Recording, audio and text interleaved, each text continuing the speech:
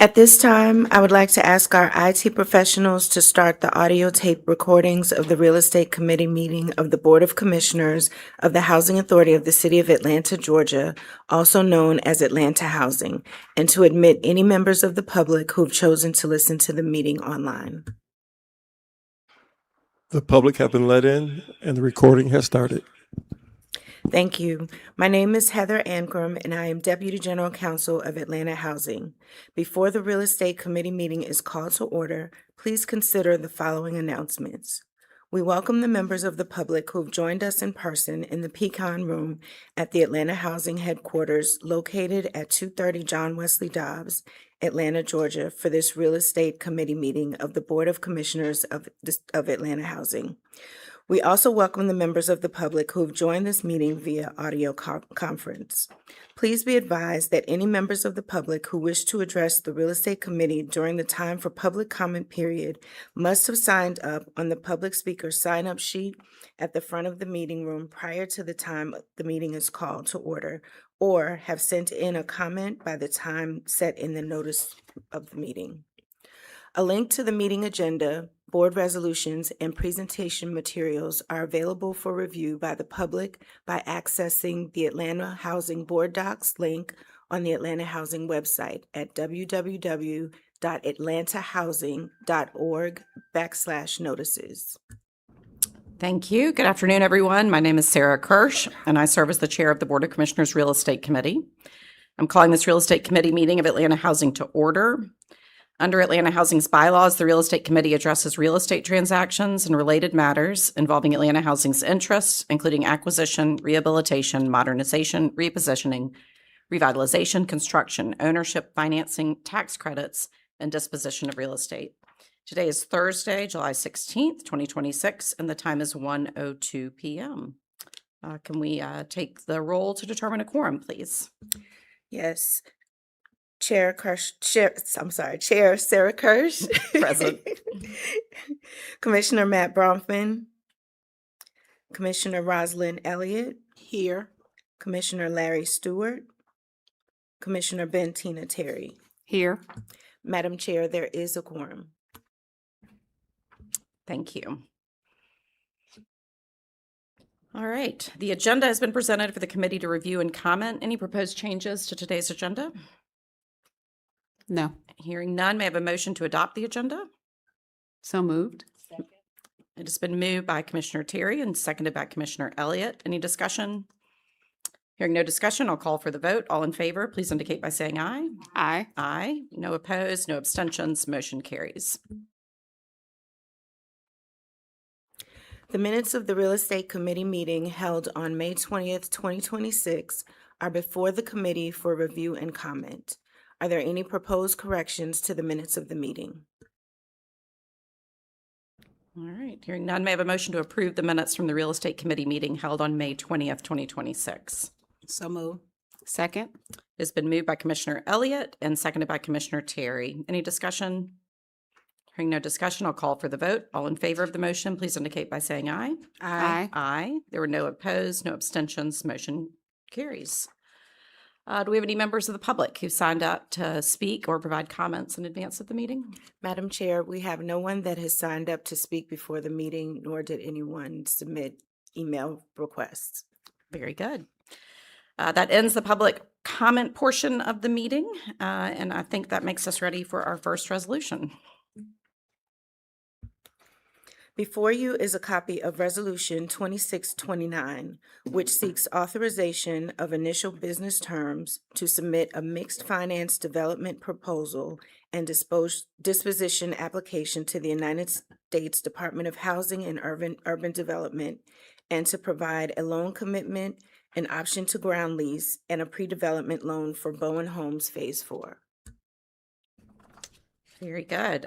For the minutes, please note that Commissioner Larry Stewart has joined the meeting.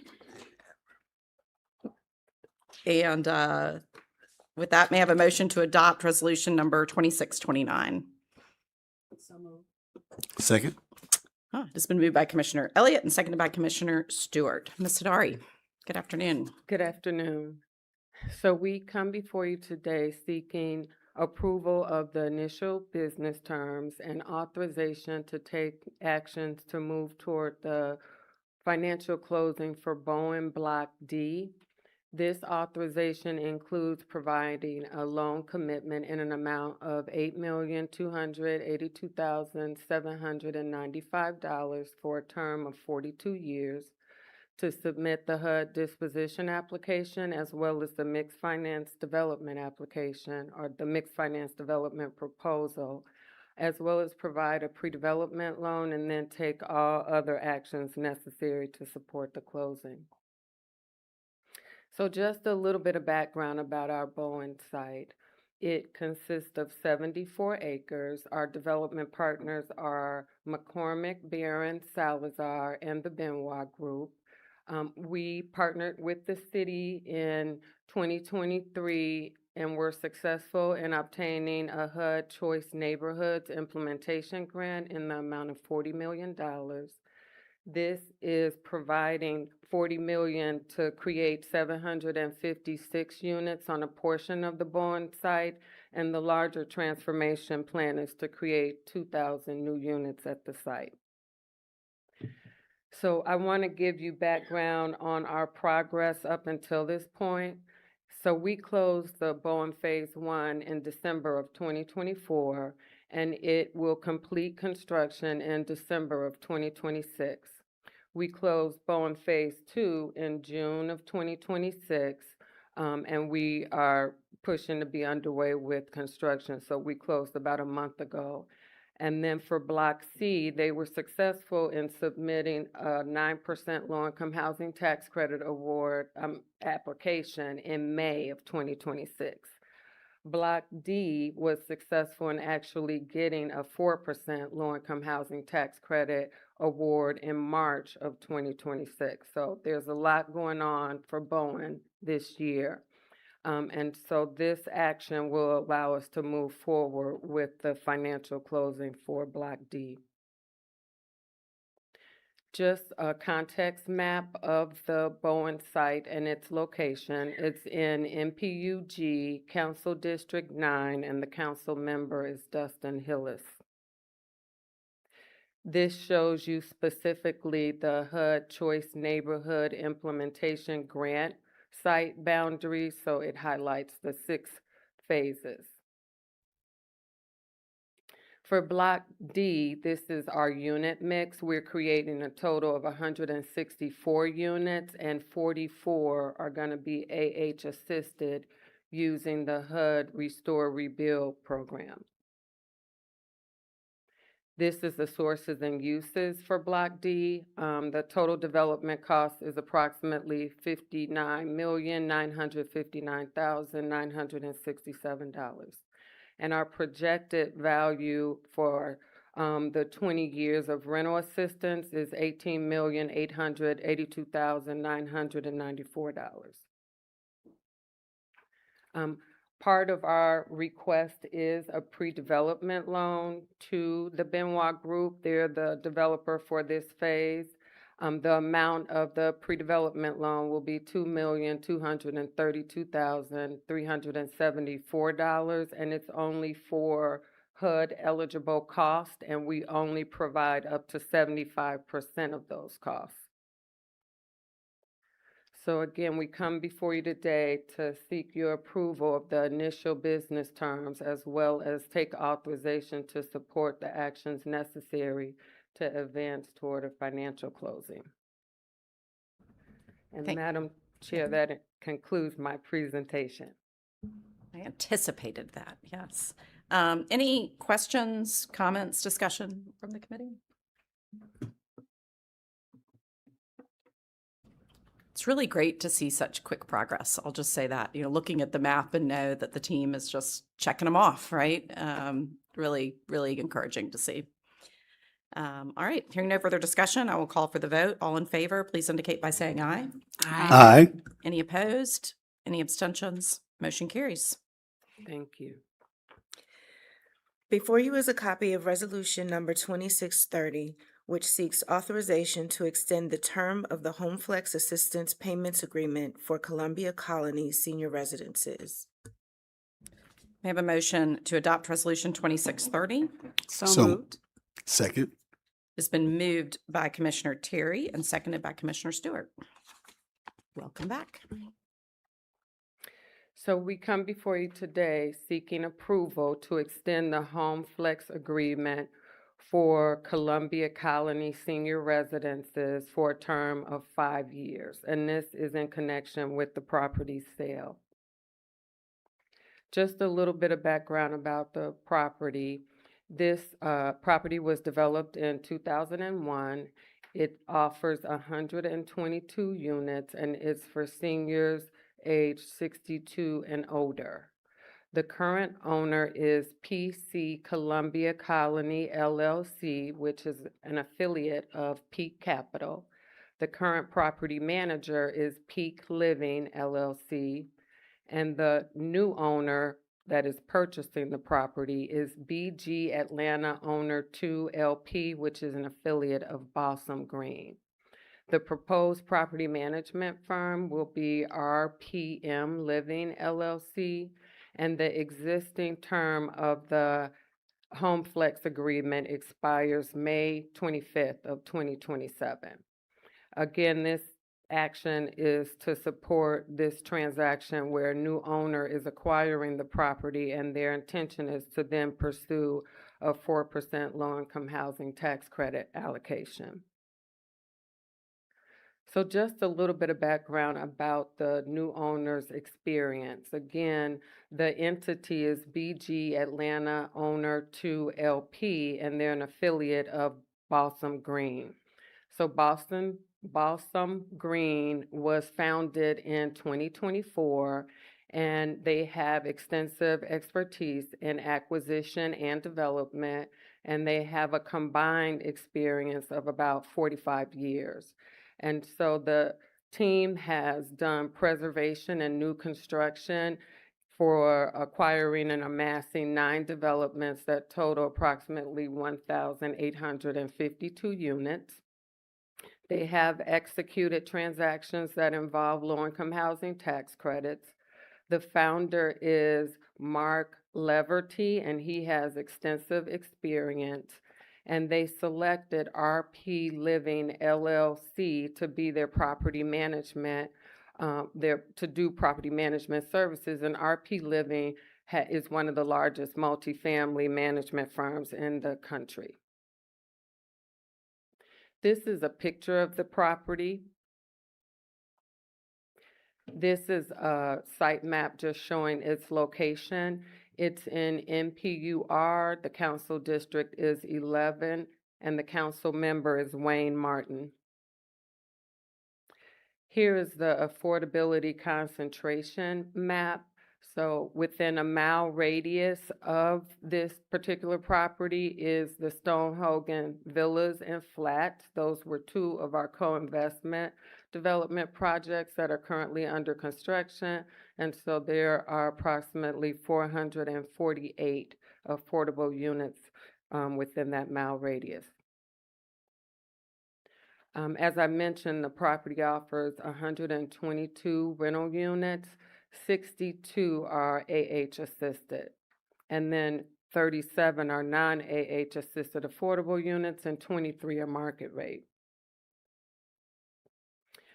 In terms of the sources and uses, the new owner is paying $12,650,000 for the property. So I'm gonna call up my colleague Robin just to take us through the property's performance.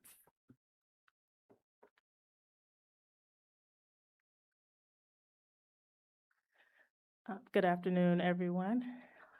So just going over the property performance, and just wanted to really highlight this is the current performance of the property under the current ownership. They have a net operating income of about $436,000, operating expenses per unit of just about 9.5 thousand. They have a passing physical inspection score. The business process review was unacceptable. And then they had some challenges with the MTW benchmarks as it relates to occupancy and rent delinquency.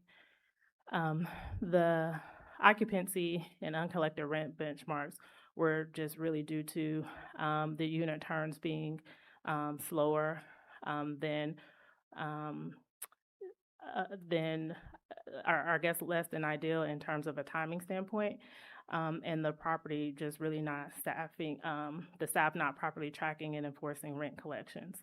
So with this, with the sale of the property, which I think is a good decision of the purchaser, is that they're going to replace the current management that is in place with a more experienced management company.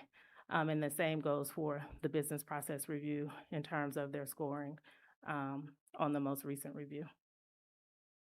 I know they've already stated who they're going to replace them with. Do we have experience with the property management company that will be coming in? So they're going to replace them with RPM Living. We do not have any experience directly from an Atlanta housing standpoint, but they are a national property management firm that is very reputable. They do have experience with HUD, LIHTC, and other affordable types of affordable housing multifamily programs. You're welcome.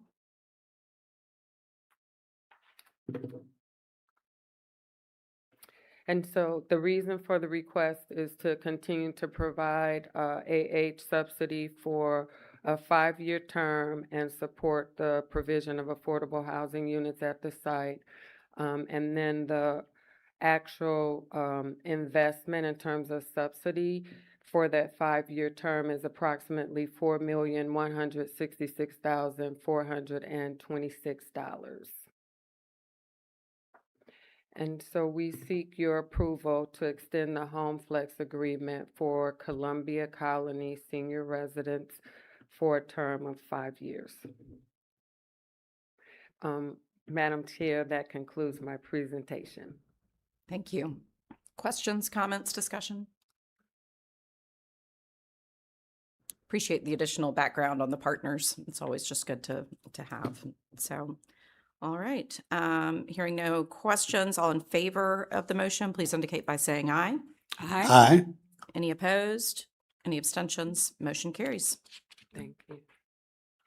Commissioners, before you is a copy of Resolution Number 2631, which seeks authorization to amend the second priority loan from Atlanta Housing to RVG Reynoldstown 2 LP for the Madison Reynoldstown property.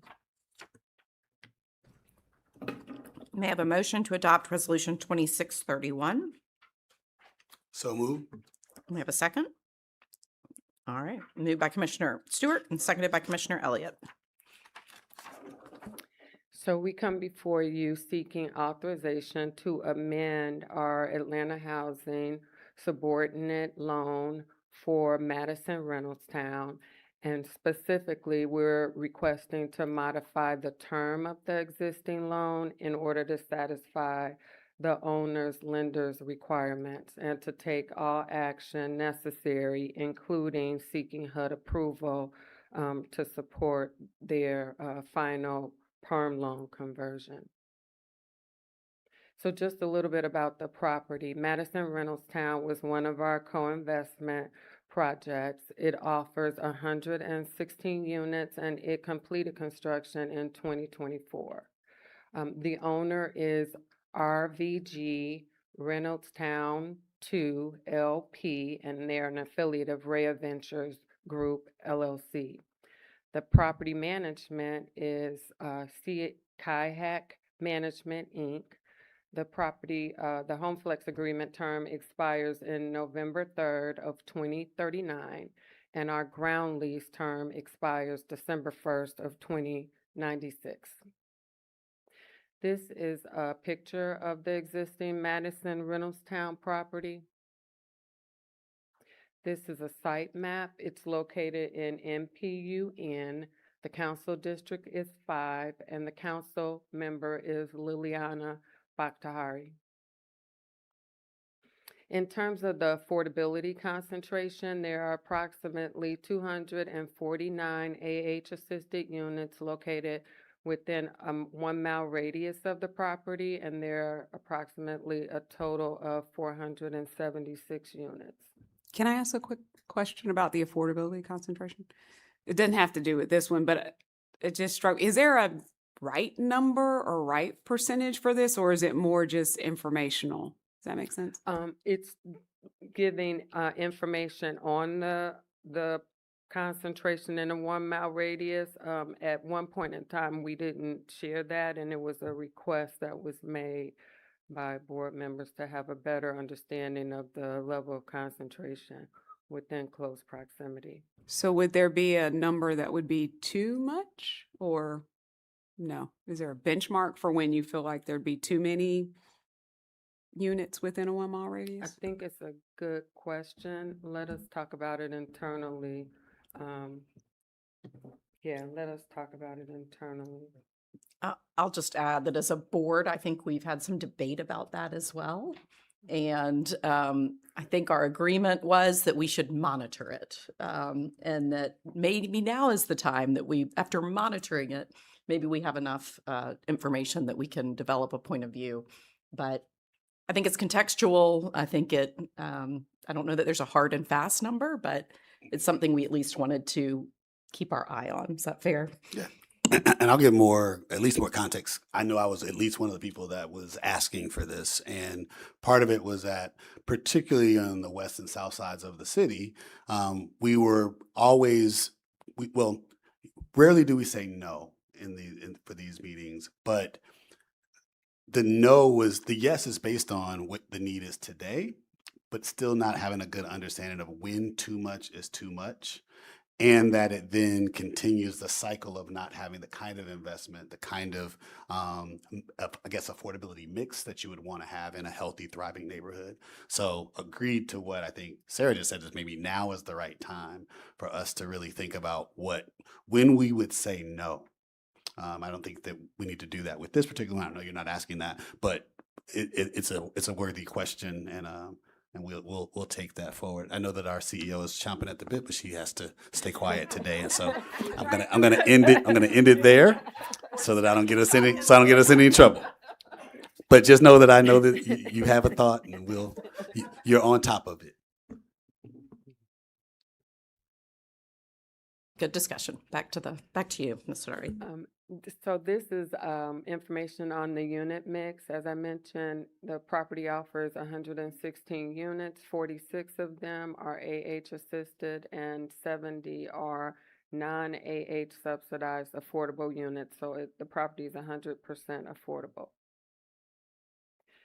This gives you information on the permanent sources. So at closing, and this is kind of busy, but at closing, this is showing what the total sources will be. And then currently, the total sources add up to $43,596,475. So again, this is about supporting their ability to do their construction loan to perm. So I'm gonna call up my colleague Robin just to give more information about the property performance.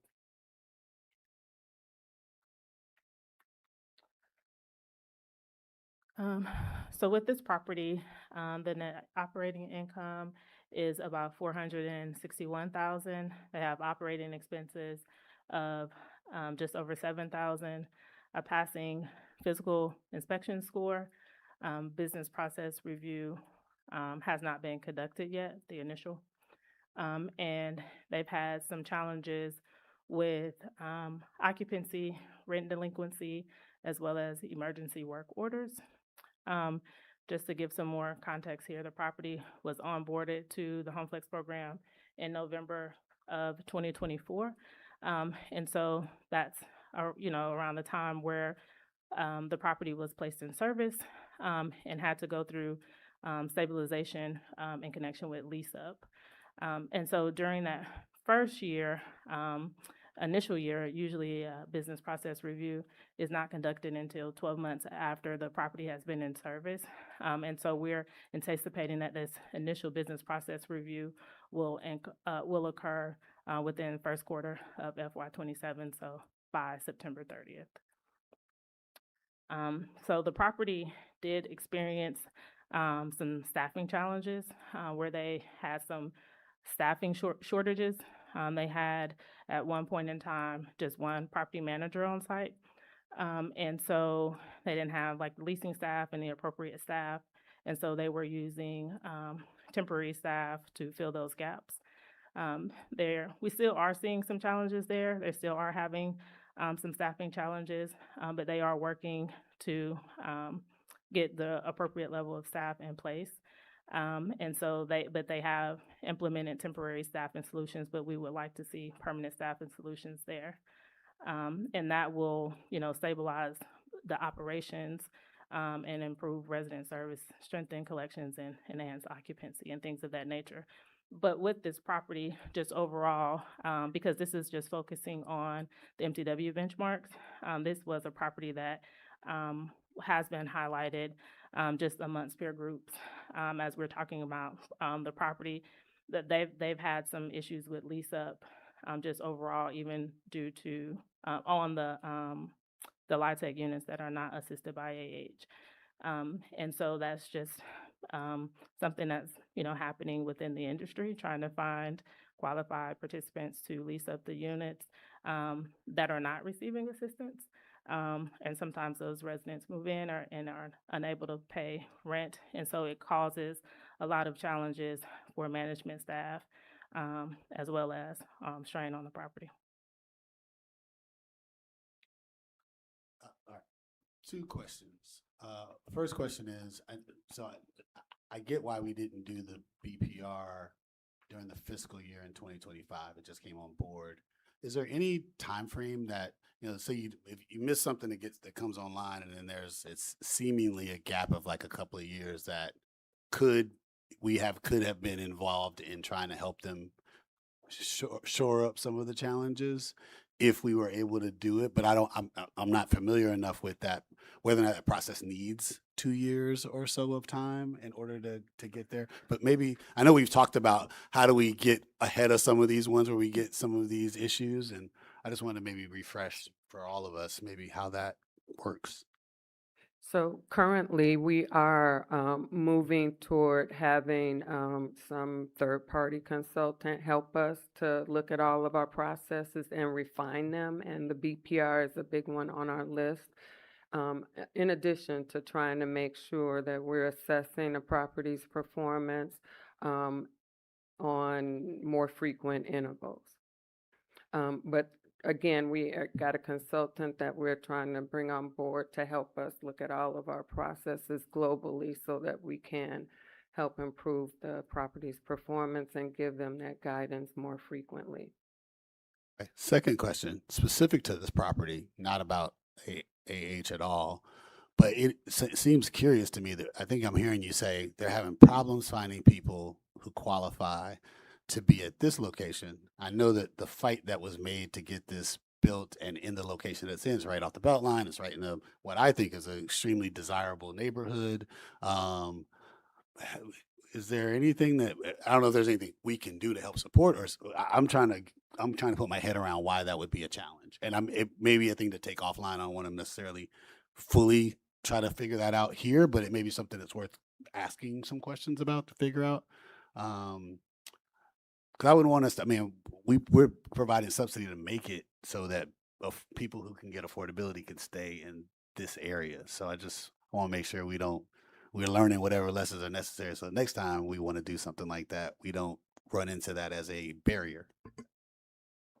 I have a few thoughts, and I'll turn it over to Robin. So, when we do affordable units that don't have rental assistance, so the family has to income qualify. That doesn't mean that they actually make 60% area median income. So they can still be house poor. They don't have subsidy attached to the unit, so they have to pay, if the 60% AMI rent is $700, regardless of whether you are working, lose your job, face hardships, you still have to pay that amount. So And can, so you can get into an apartment that's affordable and still struggle. so just to follow on, because I was going to ask about this too. So what I'm taking from your comments is the exact population who meets the income affordability hasn't been able to actually stay in the unit. So it's like they make enough to meet the initial affordability, but they can't always continue to make the income to remain in the unit. Is that, One of the or not even qualify? Yeah, so I think I would, just to kind of explain it just a little differently, when you're looking at a low-income housing tax credit units, the qualification is that your income cannot exceed the 60% of area median income limits. So your income can be at 60% or it can be at 30%. If you're at 30%, you still would qualify, but can you afford to pay 60% AMI rent? And so is the issue more that the folks are not able to even they're like, hey, I meet the qualification to be in the unit, but hey, when they looked at my income, they said, nope, you can't afford to be here. So they don't even allow you in. Or is the reverse, which is what she talked about. People get in, then they are not able to pay, and at some point eviction becomes an issue. That's Okay, that's so what more has the happened. second. Okay. That is what has happened. Thank you. The later part. And to maybe pull a thread here to the concentration issue, and now we're going way off topic, but the vast majority of need in the city of Atlanta is below 50% area median income. You cannot operate a unit without subsidy below 50% area median income. So in order to meet where the need is greatest, you must have an operating subsidy, or you are losing money on that unit, which no one's going to do. And I think that's the piece that folks miss sometimes, is that we should build for the need, but we can only build for the need if we have an operating subsidy. And this population may be getting caught in that it's not a little, it's a very big gap that is sort of a structural challenge for our city and lots of cities. Can I make a comment real quick? I'm kind of confused about all the seniors or people that need housing, and we have these occupancy 93%, 91%. Just like in my building, we had 18 vacant units. Why? And we got a waiting list. So it's just one of those things that I'm not understanding. So I'm noting your questions so I can follow up. And I do think that's one of those process things that we've flagged as part of the next, and maybe that's what the third party consultant is helping with too. But I know several commissioners have raised that question of how we can facilitate better matchmaking, if you will. Yes, understood. guess we should probably Just for get to Madison. clarification. Oh. Yeah. Go ahead. One more question. No, it's just a clarification. So when I'm looking at the occupancy rate here, though, it's the occupancy for the AHA units, not for the entire property, or is it for the entire property? Yeah, it's only for the Atlanta Housing Assisted Units.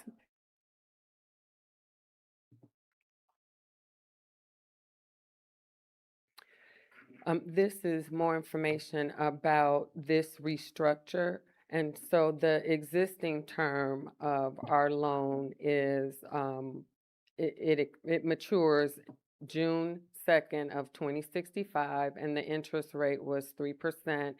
And they were making hard debt payments. So they were making loan payments out of the operating budget.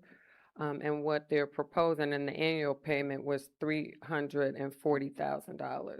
And so the proposed term, based on their perm lenders' requirements, is for our payments to now come out of net available cash flow. So they will do a hard payment now of $80,000 a year, and then give us 75% of the net available cash flow. So that's the difference. Again, the reason for the request is to support the owner's ability to actually convert their construction loan to perm, and we are seeking to change the business terms of our loan in order to satisfy the lender's requirements. In terms of the amount of our subsidy investment, it's approximately $12,513,647 for the term of the Home Flex agreement. And so we seek your approval to take all the necessary actions to amend our existing loan structure, and this will satisfy the lender's requirements. And then we also want to seek HUD approval as required in order to support the owner's perm loan conversion. And so, Madam Chair, that concludes my presentation. Thank you. We've had a whole host of questions, so we probably covered most of it. I have one sort of technical, just out of curiosity, on the sources at closing versus sources current.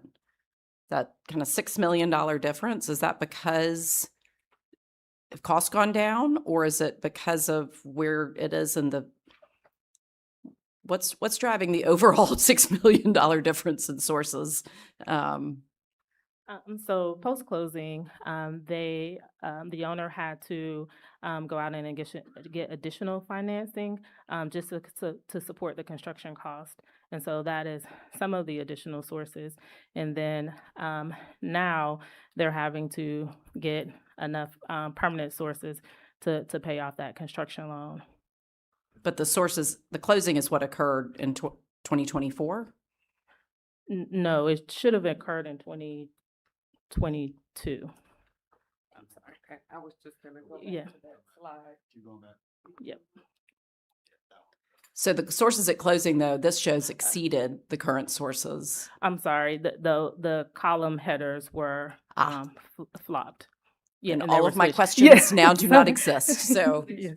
They're They're swapped. swapped. The column headers are swapped. So the sources at closing were less than the sources are currently. I was trying to figure out why they have less deferred developer fee, why we do that for the, I had all sorts of questions, but Yeah. now I understand. Thank Yes. you. You're welcome. Any other questions or comments? All right, we appreciate y'all entertaining all of our questions. All right, hearing no further discussion, I'll call for the vote. All in favor of the motion, please indicate by saying aye. Aye. Any opposed? Any abstentions? Motion carries. Thank you. Commissioners, before you are copies of three resolutions. Resolution 2632, which seeks authorization to take all actions necessary to submit the required documents to the United States Department of Housing and Urban Development and complete the Restore Rebuild financial closing for Andover Place. Resolution number 2633, which seeks authorization to take all actions necessary to submit the required documents to the United States Department of Housing and Urban Development and complete the Restore Rebuild financial closing for Folio House Phase 2. and Resolution Number 2634, which seeks authorization to take all actions necessary to submit all required documents to the United States Department of Housing and Urban Development and complete the Restore Rebuild financial closing for Verbena Street. Clarification. So when we do this motion and we do adopt, is it one vote, single vote for all three, or it will apply to each of them individually? We will do them individually. Okay. Yeah, cool. but the presentation will be Got together. it. That's what I want to make sure. Cool. Thank you. And this was at board request when we have very similar proposals. We ask that we just streamline them. So thanks for doing that. May I have a motion to adopt resolution numbers 2632, 2633, and 2634? So moved. It has been moved by Commissioner Stewart and seconded by Commissioner Terry. So we come before you today seeking authorization to complete the closings for 3 developments: Andover Place, Folio House Phase 2, and Verbena Street. And so we're seeking your authorization to issue the rental assistance commitments for a 20-year term, to submit the mixed finance development proposal, as well as the RAD financing plans, as well as to provide the long-term subsidy, which is at the 60% AMI level, and then to complete the financial closings.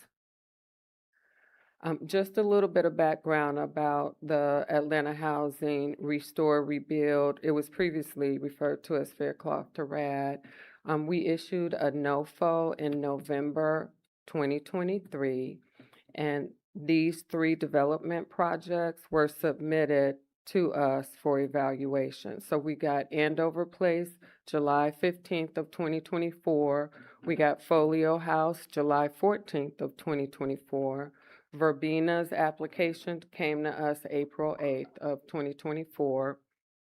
The submissions were evaluated and awarded, and since we awarded these projects, they were also successful in getting low-income housing tax credit allocations. So I'm going to take you through just site by site. First, Andover Place. This particular development will create 80 units, and it's in a garden-style architectural design. 79 of the units are affordable, and 18 are going to be subject to our Restore Rebuild subsidy. The developer is Wendover Housing Partners, LLC. The management agent is Wendover Management, LLC, and the owner entity is Andover Place, LP. About the owner and their property management. So Wendover Housing Partners is a real estate development, and they're headquartered in Florida. They were founded in 1995, and they have over 40 years of experience in the industry. They are working on several development projects in Atlanta, and to date, they have approximately 244 units. The firm is demonstrating experience, and they coordinate with the state and have experience doing LIHTC executions. This is a site map. So Andover is located in MPUX. The council district is 12, and the council member is Antonio Lewis. Here is the sources and uses for this proposed development. The total development cost is approximately $25,035,918, and our subsidy investment for the 20-year term is approximately $8,880,766. In terms of the unit mix, again, this property will offer 80 units. So one is a maintenance unit, and of the 79 total units, 18 are Restore Rebuild, or we're providing subsidy for those units using the HUD Restore Rebuild program, and then the other 61 are affordable and non-subsidized. The next property that we are hoping to close and support by offering Restore Rebuild subsidy is Folio House Phase 2. This property will offer 149 new affordable units, and 31 of them are going to be AH assisted. The developer is Gorman and Company. The management agent is Gorman Property Management, and the owner entity is Folio House 2 LLC.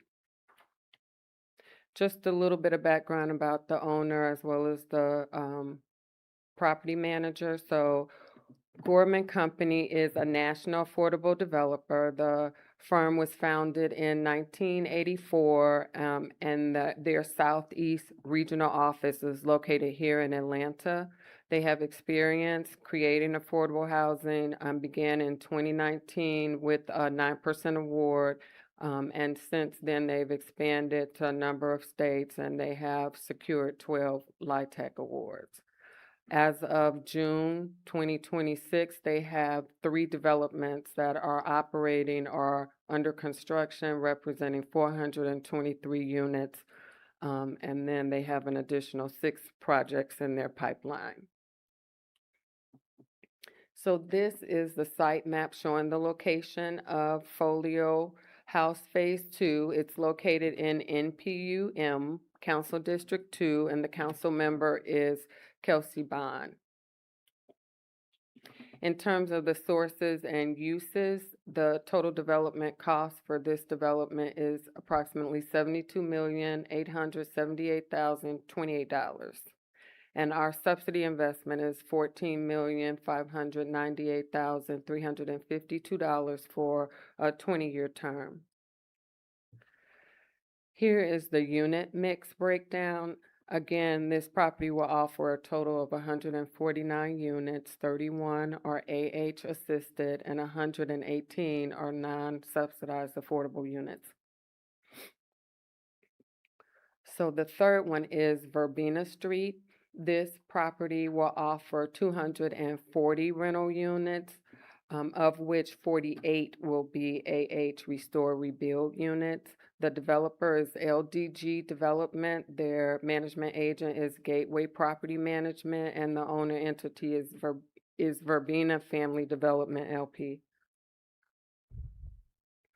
Just a little bit of information about this firm. Gateway Management is located in Birmingham. They're a full-service property management firm that was founded in 1986. And then their primary purpose is providing property management and asset management for properties owned by Gateway Company. Gateway Management properties, they have a wide range of properties, and they're in 75 markets, including they actually do property management for one site in Atlanta, where they own it and property manage it. They also have properties in Decatur, so they are in Georgia. This is a site map showing the location of Verbena Street. It's in MPUJ. The council district is 3, and the council member is Byron Amos.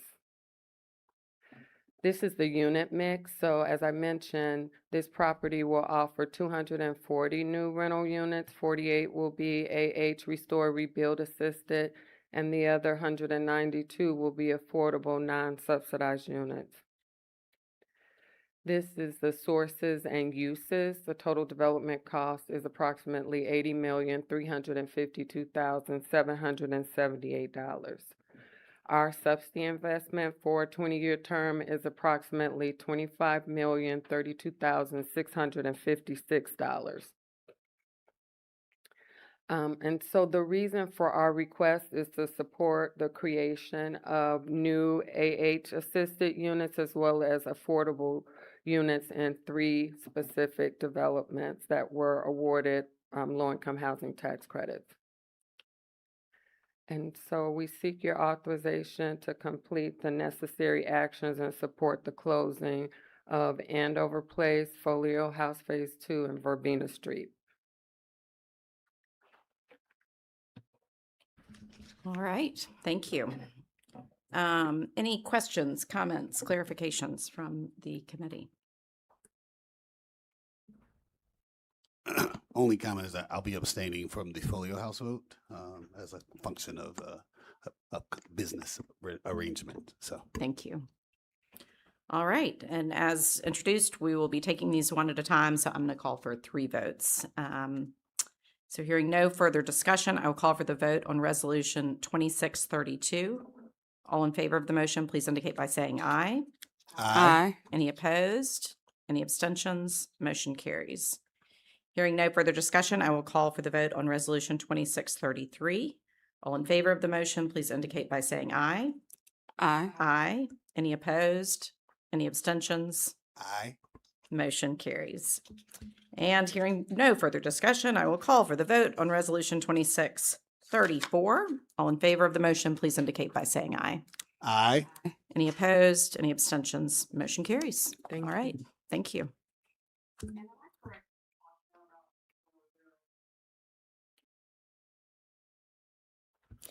Commissioner, Okay, excuse me. Go ahead. Commissioner Terry, during Maya's report, she's going to address. It's all out of sorts. All right. I think we're ready for 2635. before you is a copy of Resolution Number 2635, which seeks authorization to take all actions necessary to provide a loan commitment to extend the Home Flex commitment and complete the financial closing of Wisteria Place of Campbellton. May I have a motion to adopt Resolution 2635? Second. It has been moved by Commissioner Elliott and seconded by Commissioner Terry. So again, we come before you asking for your authorization to take all actions necessary to support the financial closing of Wisteria Place at Campbellton. The specific actions are to extend the existing Home Flex Assistance Payment Agreement for a 20-year term and to provide $2 million as a soft subordinate development loan, and then to take all actions necessary to facilitate the closing. So just a little bit of background. The property was originally developed in 2007. It offers 96 total units to seniors age 55 and older, and 95 are Home Flex assisted. Atlanta Housing and BJS Campbellton Senior LP entered into a Home Flex agreement for an initial term of 10 years that expired May 31st of 2025, and on June 28th, 2023, we got board approval to extend the Home Flex from 86 units to 95 units. And then the new board action extended the term of the Home Flex agreement to May 31st of 2030. So the Beverly Soros Foundation submitted a co-investment application to us in August of 2024, and we supported their 9% low-income housing tax credit application, and they were successful in getting 9% low-income housing tax credits. So this is a shot, or this is a map that shows the location of the property. It's located in MPU, our Council District 11. Council member is Wayne Martin. As an overview, Wisteria Place at Campbellton, as I mentioned, offers 96 units, and they're going to have a substantial rehabilitation based on the 9% LIHTC award that they received. So the developer is Beverly J. Soros Foundation. The management agent is KHEC Management. The owner entity is BJS Campbellton Senior LP, and their desired financial closing is December of 2026. So just a little bit of information about Beverly J. Soros Foundation. It is a Georgia-based nonprofit organization that is focused on developing and preserving affordable housing. They've developed and managed over 800 multifamily units, including, as an example, Legacy at Vine City and Wisteria Place at Campbellton. The property management firm has experience delivering high-quality affordable housing throughout the Southeast, including over 350 affordable housing units and I'm sorry, I said that wrong, including over 350 affordable housing communities that offer 17,000 rental units. They also offer or manage affordable housing communities in the city, and examples of the properties that they offer in the city is Abing, Abington, I don't know why I'm slaughtering that. Madison, Reynoldstown, Legacy at Vine City, and Abington at Shire Bridge. This is an overview of the unit mix. As I mentioned, it offers 96 units. One is a management or a maintenance unit, and then again, the number of home flex assisted units is all 95, excluding the maintenance unit. This is the sources and uses. So the total development cost for this development will be $23,674,676. So the reason for our request is to support the extended affordability or maintain the affordable units at the property and support the recapitalization. So again, we seek your authorization to take all actions necessary to preserve Wisteria Place at Campbellton and to commit the $2 million and proceed with the financial closing. Madam Chair, that concludes my presentation. Thank you. Questions, comments, concerns? All right. Hearing none, I'll call for the vote. All in favor of the motion, please indicate by saying aye. Aye. Aye. Any opposed, any abstentions? Motion carries. Thank you.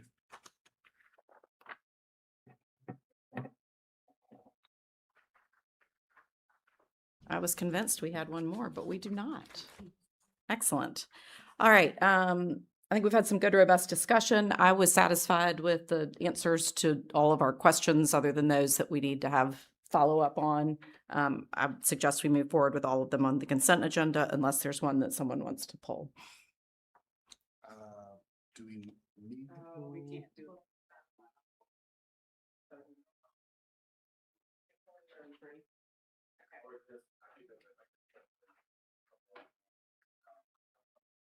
Procedurally, we pull 2633. Yes. And will we need to then vote on it at the board meeting, or we can do a separate vote?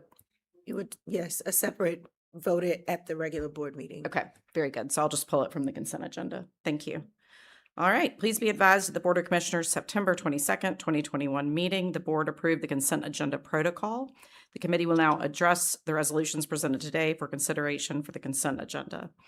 Is it the desire of the committee to place resolutions number 2629, 2630, 2631, 2632, 2634, and 2635 on the consent agenda of the July 22nd, 2026 regularly scheduled board meeting? If so, may I have a motion? So moved. Second. It has been moved by Commissioner Stewart and seconded by Commissioner Terry. Any further discussion?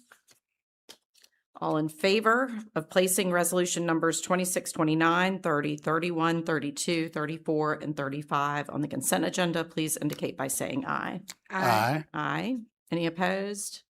Any abstentions? Motion carries. All right, I believe we are now ready for our, unless the lights have another opinion, we will be ready for a presentation from Ms. Hadari. So good afternoon again. So I'm going to give you an update, just give you some of the high level activity and then go into the information on the HUD Restore Rebuild Program suspension. And so the last time that we presented to you was in May, and since that time, we have been successful in completing financial closings for Bowen Phase 2. It happened on June 18th, and Garson Drive on June 23rd. We also got 2 HUD approvals for home ownership sites. So we got HUD approval for the Inglewood Phase 2 home ownership development, as well as the Mechanicsville home ownership development. And so those teams are pushing forward and trying to secure their financing. And when they're ready, then we'll be ready to complete the closing with them. The last thing I should note is that we also did 21 DPA loans in June. And so at a high level, I just wanted to talk about the actual upcoming development pipeline. So going into our last year under the strategic plan, this just gives a high level of what some of our goals are in terms of what we're trying to achieve. So we're trying to create a total of 3,040 units, and that's total units.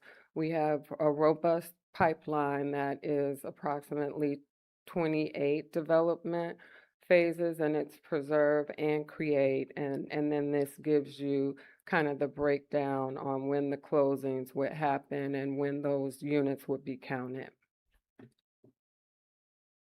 And then this is a breakdown, like I always do, of the specific development pipeline and the closing dates and more details on those unit mixes.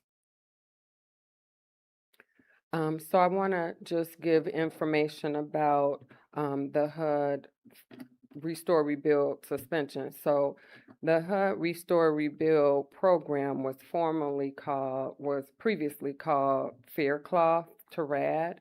The Faircloth Authority is set by HUD nationally, and it basically said that housing authorities could create up to X number of public housing units, and it's based on the number of public housing units that they had within their portfolio on October 1st of 1999.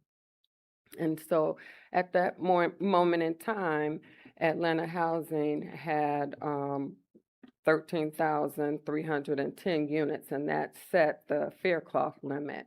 As many housing authorities across the nation, we repositioned our public housing development. So we had Hope 6 grants, and we demolished public housing units and created new mixed income developments. And that was the Hope 6 model, and it's something that Atlanta led nationally. And so that gave us a substantial amount of Faircloth authority. And so we fast forward to today, because our Faircloth limit was 13,310 units on October 1st of 1999, we have the ability now to create up to 9,417 units. So we're fourth across the nation in terms of the level of Faircloth authority that we have.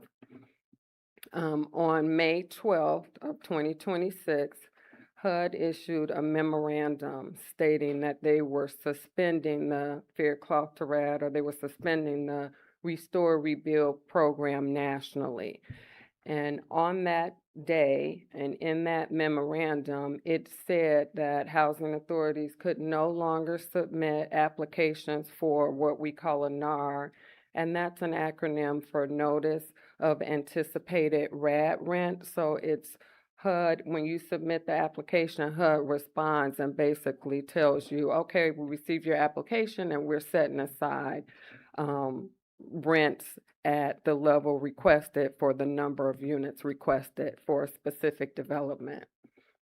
So they said that they will no longer accept NARs, or Notices of Anticipated Rent applications.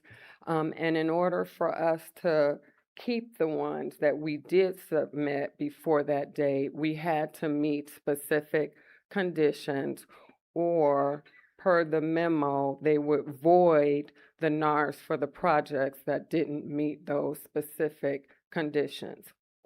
The specific conditions were: the housing authority has to provide documentation that the project applied for, so specifically applied for low-income housing tax credits. So they have to have a letter from the Housing Finance Agency that says that there is a low-income housing tax credit application under review.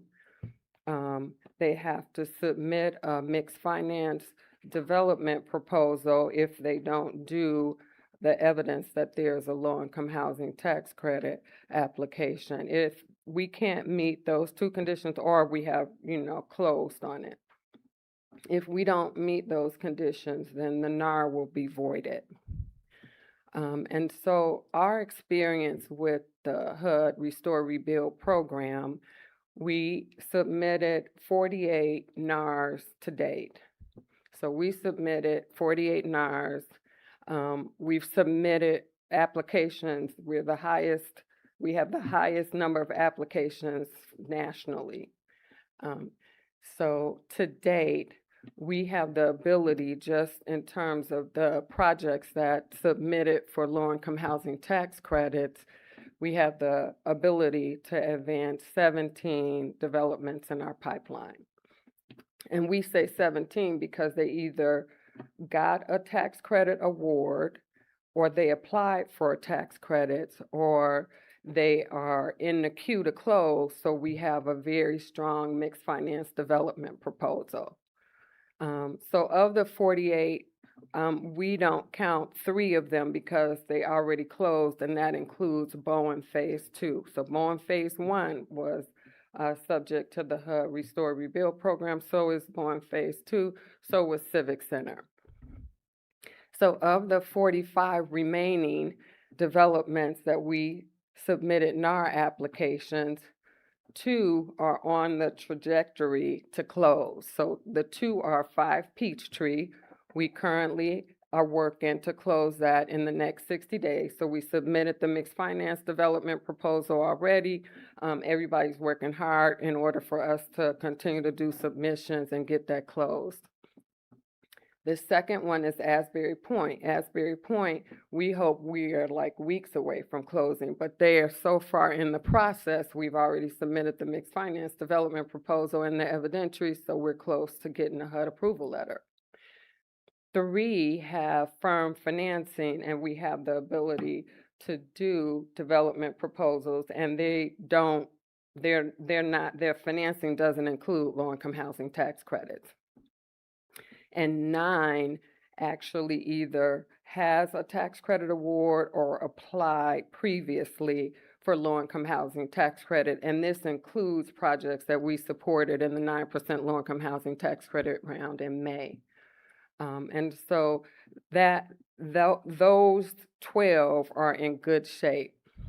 Beyond those 12, we submitted our future pipeline. So we submitted NAR applications for another 31 development projects, just thinking of what we plan to do in the next 3 to 4 years. And so we're hard at work, still planning to submit development proposals, because most of those don't have low-income housing tax credit applications that are under review.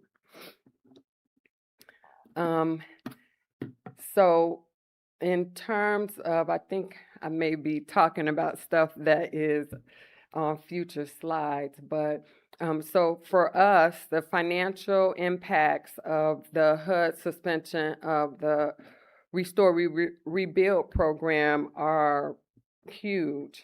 So it doesn't affect the pipeline that we established between July 1st of 2026 and June 30th of 2027.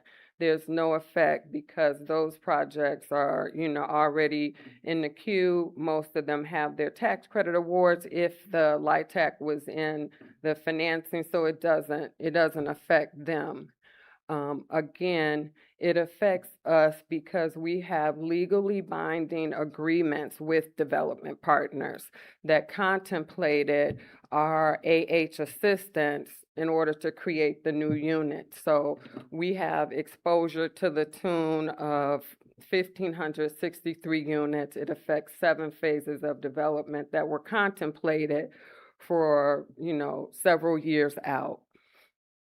The actual impact on the 31 projects, and of the 31 projects that we submitted NARs for, some are for MDA, so we went in with everything that we knew about But if HUD suspends and we couldn't move forward with it, we're losing $21 million of subsidy per year.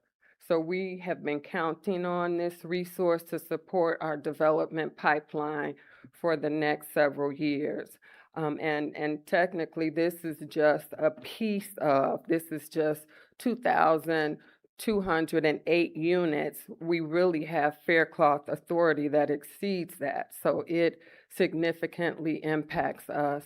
And if we are not able to utilize the full fair cloth authority, that would be us not using 63 million a year. And that's just for rental assistance.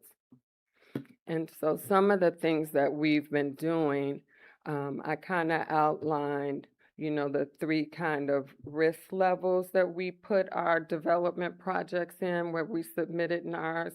We're most concerned about 31, which totals 2,208 units, because it was for development phases that are, pretty far out. So we partnered with Invest Atlanta, and they were wonderful, and they actually released a special round for applications for Fair Cloth to RAD projects, so that they can issue a letter and say that they have the project under review. We are working in lockstep with our development partners to do these submissions in order to protect and reserve the subsidy for future development phases. We have consulted with other public housing authorities who are facing the same kind of headwinds on their strategy to try to preserve their fair cloth authority. And then we've already begun to upload our documentation. The deadline to do that is October 10th. And so we're just working feverishly to upload documentation, not to wait till the last minute. And Maya, if I can just add, because our president and CEO wanted to make sure that it's clear that the bigger impact here is that we're almost out of our ability to issue additional vouchers because we're almost at capacity under the Housing Choice Voucher Program. So this really is our last opportunity to have an operating subsidy for these projects.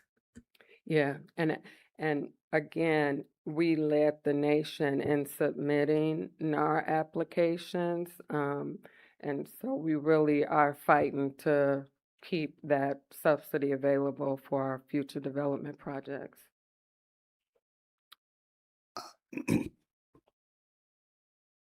Oh, Madam Chair, that concludes my report.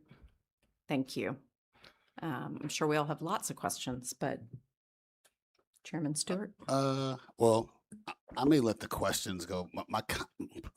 Lots of questions, but since the time I want to get to maybe a practical matter. Is there anything from a board perspective that we can do to support what seems like a really short window, right? If that's is that special call meeting? Is that a resource approval? Is there things that need to happen from our lens to help with you guys? I guess it sounds like a lot of work to try to get underneath the deadline.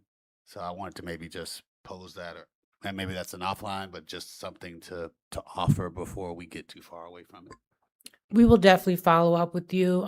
We did want to let you know that we are working with the industry groups as well as with the congressional delegations, educating them on the impact specifically to Atlanta housing. But we will be back in touch with you if there's anything specific that you all can do to assist us in this effort.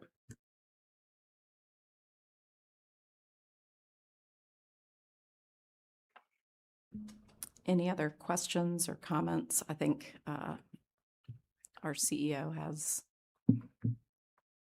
Oh, no. I think against doctor's orders.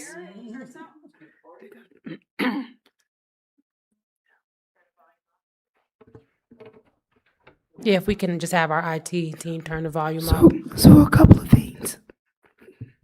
We've been working very closely with our industry groups on this issue. CLAFA has been leading the charge.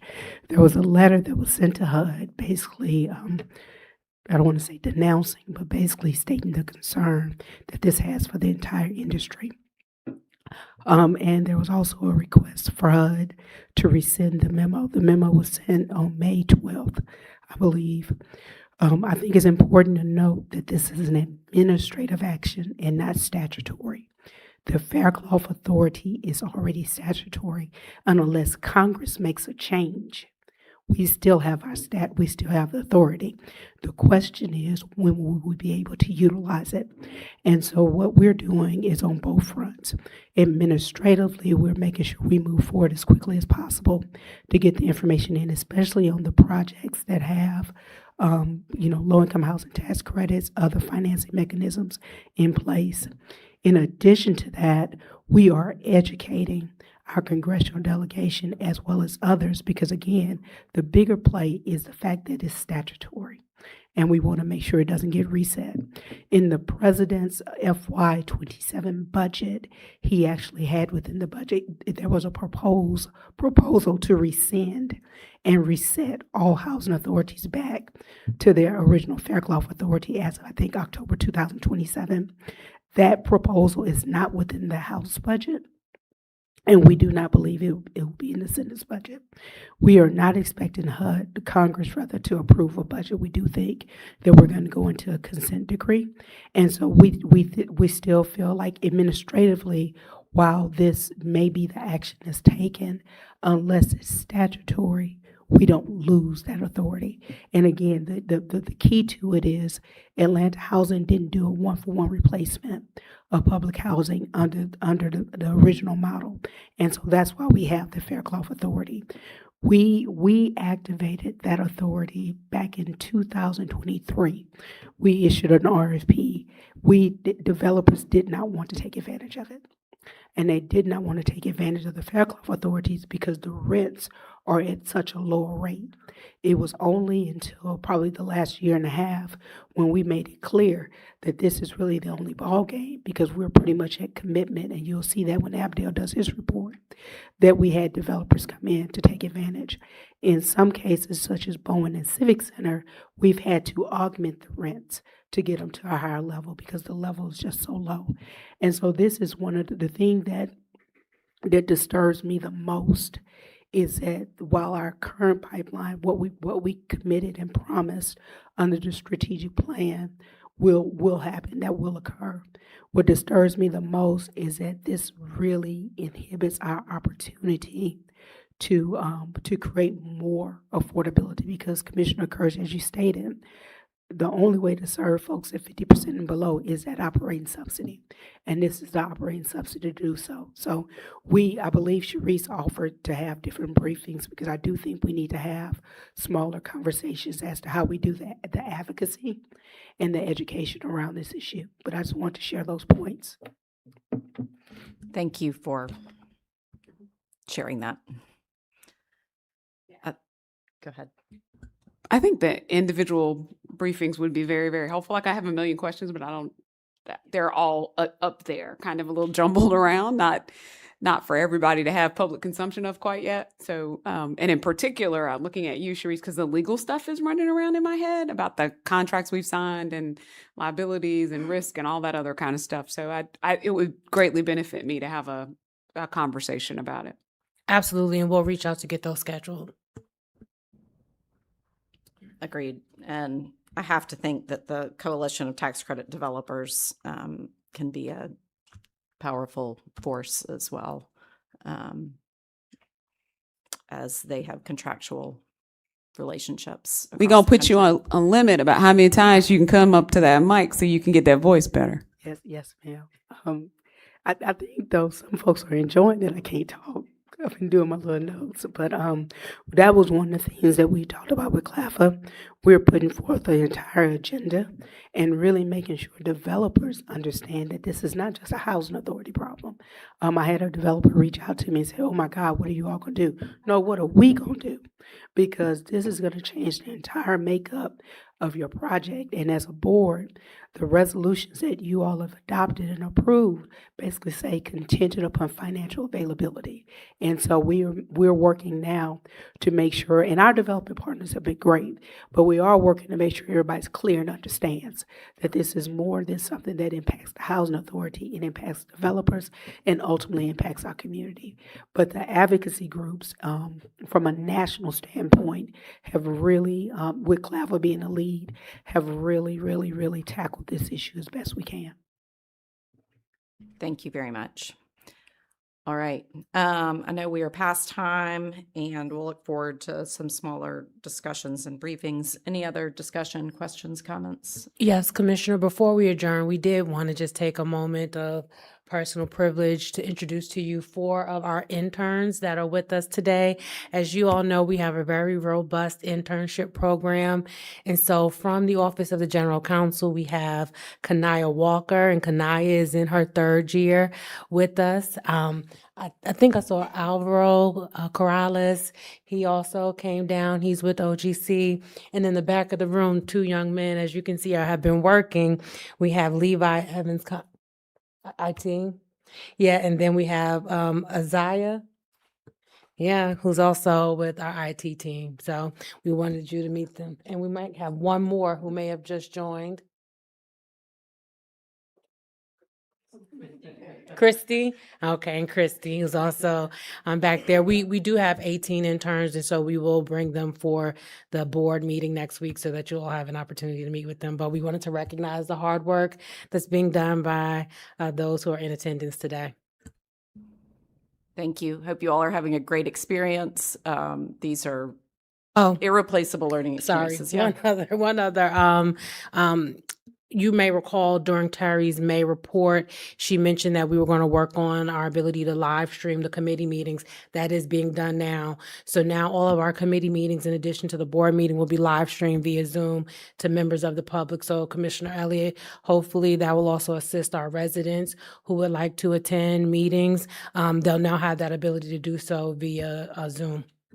And I think it's YouTube and Facebook, not Zoom. Just as a note. It's also All on. 3. I'm looking Okay. at All 3. TK. Yeah, so it's all 3. So we've been primarily using the Zoom for this live stream, but you're right. Those meetings are also available on those other media outlets. Thank you. Appreciate y'all doing that.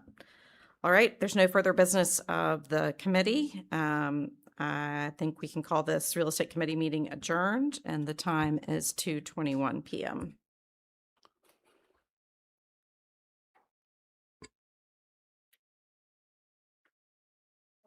So we'll get started on the operations meeting, and give it 2 minutes, and then Yeah, because we don't. let's get it rolling. I think because we got to get our commissioner up, and people need to get some water, food, and then we'll get rolling.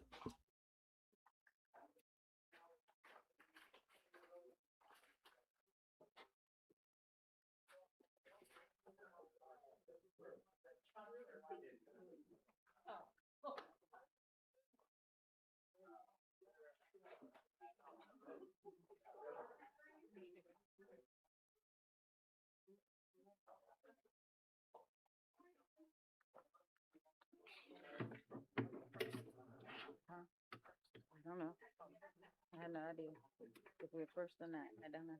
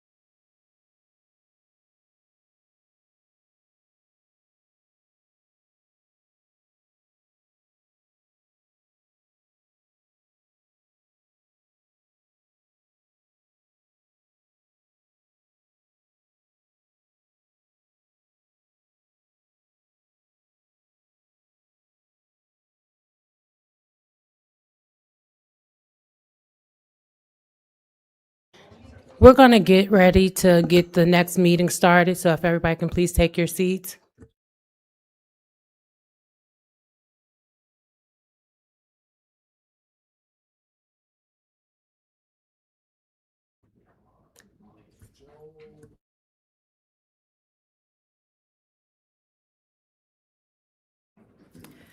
Good afternoon. At this time, I would like to ask our IT professionals to confirm the audio tape recordings of the Operations Committee meeting of the Board of Commissioners of the Housing Authority of the City of Atlanta, Georgia, also known as Atlanta Housing, and that any members of the public who have chosen to listen to the meeting online have been admitted. The recording has begun and the public have been let in. Thank you. My name is Heather Ankrum, and I am Deputy General Counsel of Atlanta Housing. Before the Operations Committee meeting is called to order, please consider the following announcements.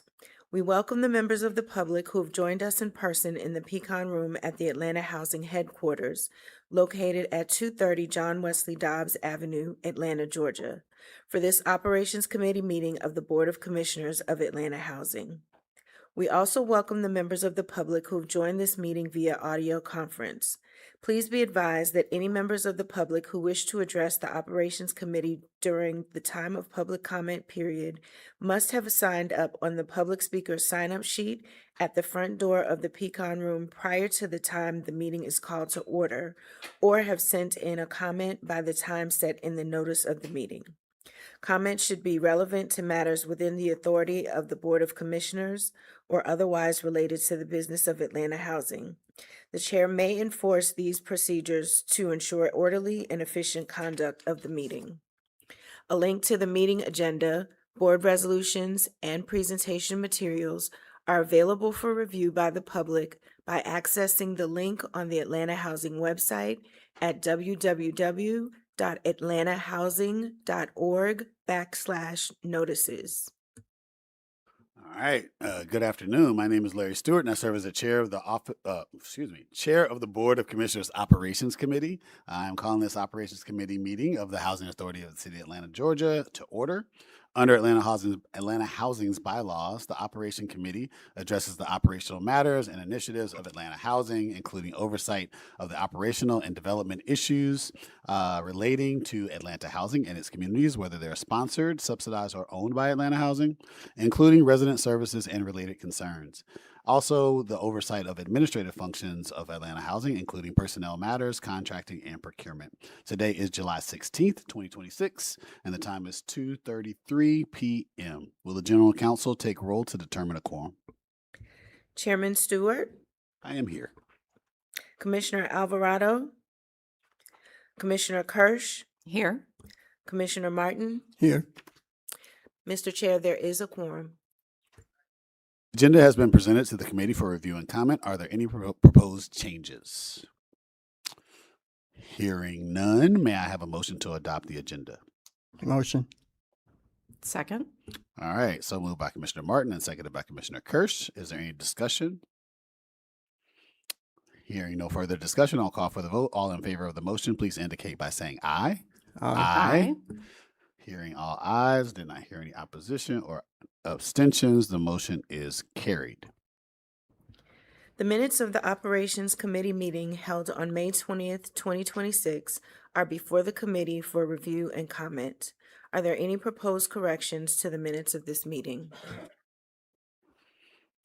Seeing no changes or proposed corrections, may I have a motion to approve the minutes of the Operations Committee meeting held on May 20th, 2026? So moved. I have a second. Second. All right, so moved by Commissioner Kurtz and seconded by Commissioner Martin. Is there any discussion? Hearing no further discussion, I'll call for the vote. All in favor of the motion, please indicate by saying aye. Aye. I think I heard all. Did you say aye? I'm not sure. You said aye? Did you say aye? Okay, I'm just making sure. I was looking. I apologize. All right. Did not hear any opposition, did not see any abstentions, so the motion is carried. Have any members of the public signed up to speak or provided comments in advance of the meeting? No members of the public have signed up before the meeting, nor have any members submitted comments. All right, this ends the public comment portion of the meeting. And we'll keep scrolling. Oh, shoot.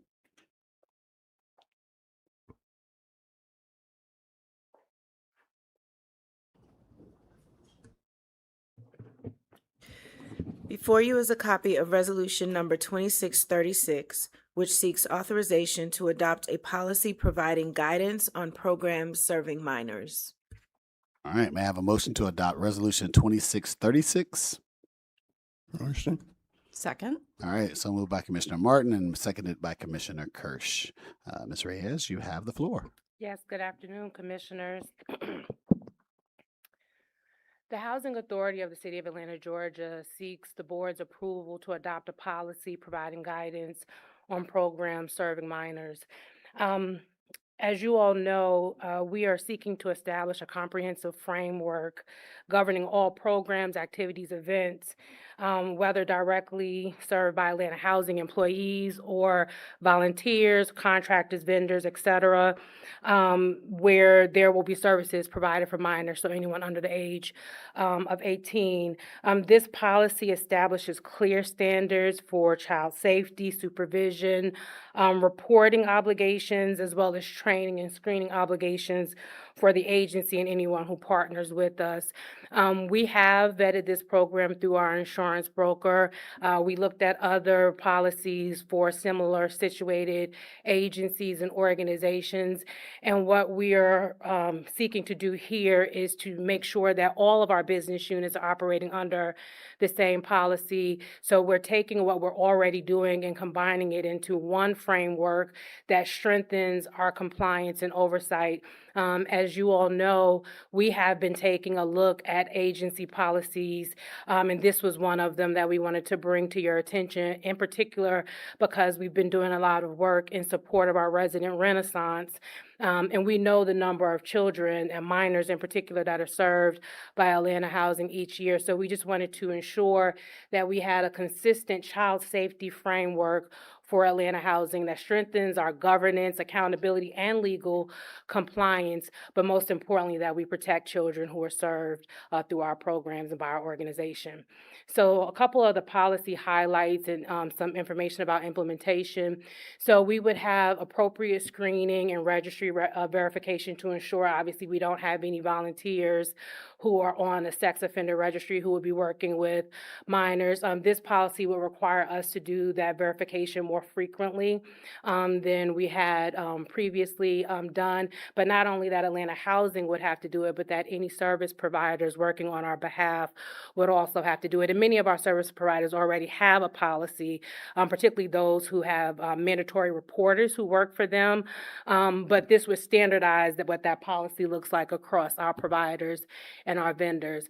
But then it would also authorize Atlanta Housing specifically to deny approval, suspend participation, or terminate any relationships where these policy requirements are not met. And should the board approve us to move forward with adoption of this policy, which would go into effect August 1 of 2026, we'll conduct training for all, not only agency employees, but in addition, we'll make sure that our vendors have access to training materials as well. And then we will start to perform the ongoing monitoring and annual policy reviews, which will be done for compliance and effectiveness. And if we need to make any tweaks or changes to this policy, we'll have an opportunity to do that. The Office of the General Counsel will conduct those compliance reviews annually, but we'll be doing so in coordination with the business units. We know obviously resident empowerment serves a lot, handles a lot of the programs serving minors, but HR, for example, has responsibility for our internship program, and we do have individuals who are under 18. So we'll conduct that annual review along with the various business units. And so in terms of the recommendation, we are recommending approval and adoption of this policy. And Madam, I'll go back, Sir Chair, that concludes my report. I will just note that a copy of the policy is available for you all to review. And if you have any questions, I'm happy to answer them. So I only have one question. I think you've explained it, but I want to make sure I put it in terms that I can follow. So A, we are consolidating anything that's internal into one clear policy and how we manage, whether it's child safety, any working, et cetera, any programs that we have. then we also are making sure that that policy is applicable to anybody that we work with. So does our policy supersede, or at least is the, I guess, the guiding principle, or the most, I don't know what the right wording is for this, but basically saying that if someone else has their own policy internal for their business, that we're basically saying, hey, ours is what you will be operating by, the maximum. Does that make sense? No, think- absolutely. So yes, we would be asking any vendor doing business with Atlanta Housing to ensure that they are also complying with Atlanta Housing's policy. And we typically do have language in our agreements that they're required to comply with certain things such as Atlanta Housing policies or law. And as you'll see referenced in this policy stems from the law, Georgia law, as well as other laws. So in theory, our vendors should not have an issue complying with this because anyone serving minors, particularly if they have mandatory reporters, should already have a policy. Not to mention, we already require now, if they're a program serving minors, that they have adequate insurance to cover sexual molestation and child abuse. And usually those insurance brokers also require that there's a comprehensive policy before they'll give someone coverage in that area. So we don't anticipate certainly that this will cause any issue for any of our vendors to comply. Thank you for saying that much more clearly than I did. Are there any other questions or comments? Awesome. Hearing no further discussion, I will call for the vote. All in favor of the motion, please indicate by saying aye. Aye. Did not hear anyone else say an opposition or an abstention, and so the motion is carried. And now, are you providing a report today? No, I'm not. Okay, all right. So then there's no report. There is a report. Somebody else is just doing the report. Got it. There we go. I appreciate that, even though it has your name as the presenter. But I will take someone else as the presenter for the operations report.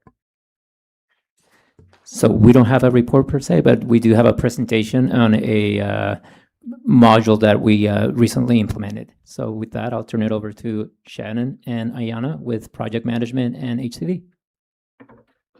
All right. Okay. So good afternoon, Commissioners. My name is Shannon Lindsay, and I am the Interim Senior Vice President of the Housing Choice Voucher Program, and I will be accompanied by my colleague, Ms. Ayana Kennedy. And so today I'll be introducing to you Yardi Case Manager. So what is it? As a part of our automation plan, Yardi Case Manager is a software solution that will enable us to centralize our data to improve operation efficiencies. Right now, today, we're doing a heavy manual lift in capturing issues that come into the agency, whether they are client concerns or complaints, landlord inquiries, or any other third-party inquiries that come into the agency. And so as we engage with our clients, our partners, and third-party agencies, we'll be utilizing Yardi Case Manager as that vehicle to enable us to monitor process and performance through workflow task assignments, as well as using real-time data in order to assist us in providing a more expedient response to those clients and those inquiries. And back in April, we actually conducted a soft release with Yardi Case Manager using our accessibility reporting applications to track reasonable accommodations. As you know, we recently came out of the VCA, and we wanted to continue that momentum of tracking any and all reasonable accommodations that came into the agency or were brought to our attention. And by doing so, we have now implemented that process, and it's been going very well. So now we're on to phase 2. And phase 2 is where I'm going to introduce, along with Ayana, a more detailed look at how Yardi Case Manager works, as well as showing that we're now going to automate the way in which we respond for our business processes. So let's talk a little bit about what that system attributes have right now. So it allows us the ability to have multiple case types, depending upon the property assignment, depending upon the person who's actually being impacted by whatever issues come to play. We'll be able to categorize those in categories that can be easily delineated so that you have a good view of what the issues are at hand in that first glance. It also will allow us to capture this information in a centralized platform, so it's in one single database that is easily accessible to many people who will have involvement in the cases. It'll allow us to see staffing queues to show what the process is and what the process flow looks like, as well as going to integrate with our main platform, which is Yardi Voyager, that's going to carry over the way in which we do our work today. And it's going to be a seamless transition because there will be a single sign-on application, so our end users won't have to toggle between the two systems in order for us to move forward. And so the system benefits, why is this better than what we have? Of course, as I mentioned before, this is a heavily manual process, and we want to streamline and come into the mainstream of how we go about doing business. And in order to do that, Yardi Case Manager will serve as the catalyst for improving our operations and customer responsiveness. It's a systematic way of us expediting that service delivery that transforms issues management into a more structured environment.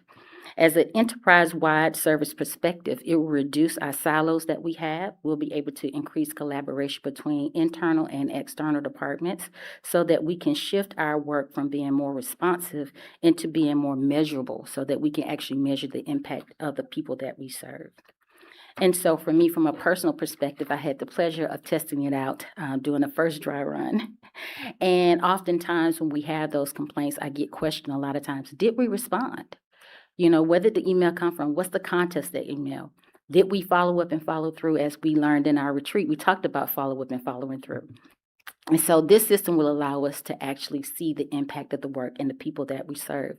It'll actually allow us to categorize how many cases are coming through the system. It'll actually allow us to see what are repetitive issues that are coming through the system, and also seeing where our problem issues lie and whether or not we have a concentrated, isolated incident, or is this going to be a global situation that we're looking at to bring resolution. So we're going to have a faster turnaround in the way in which we deliver. We're going to improve our customer satisfaction and resident response system. We're going to reduce those silos, as I mentioned before, and eliminate a lot of that manual process, which is right now heavily burdensome to our staff and our team. It'll also allow you a bird's eye view of dashboard reporting, which is going to be exciting. And I know that Terry has mentioned earlier that, she wants to see real-time solutions and real-time problems being resolved. And so Ayana is going to walk you through what that really looks like and how this data is captured. But I wanted to share with you a bird's eye view of what you could see from an end user's perspective as I was the user. I could see what my assignments are. I can see exactly where I need to go and focus my work in on. It'll also allow me to know that my supervisor is also watching my work. So that holds me accountable to the work that I am doing. And then it looks at my status of where I am, whether they're in progress, whether they're unassigned, etc. And so without further ado, I pass on to my colleague to actually give you a live demonstration of what this looks like. So Ayana.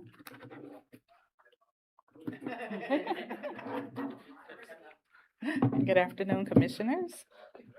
As Shannon said, I am Ayana Kennedy, and I have the pleasure of serving as the Director of Projects here at Atlanta Housing. So I'm going to share my screen.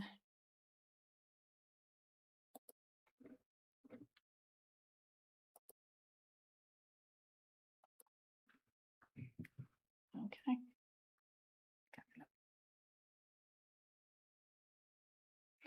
So today, I'm going to provide you an overview of Yardi Case Manager. It's going to serve as the first step in our real-time dashboards for ACV performance data. And we're going to roll it out in multiple phases. Shannon already spoke to us using it for reasonable accommodation requests, but we're going to have additional phases. The first phase will be staff, and then we'll roll it out to residents and then to our landlords. And across all of those phases, we will be automating dashboards. So they'll be rolled out concurrently across all the phases. Case Manager allows for multiple case types or workflows, so work streams, so we can tell the work where to go. And it also is security-based to make sure that only those who should have access to the individual cases. Thank you. There are 3 entry points into Case Manager. You can enter it manually. You can connect it to an email inbox, and then anytime an email is sent to that inbox, it would automatically create a case, which we would then monitor and route.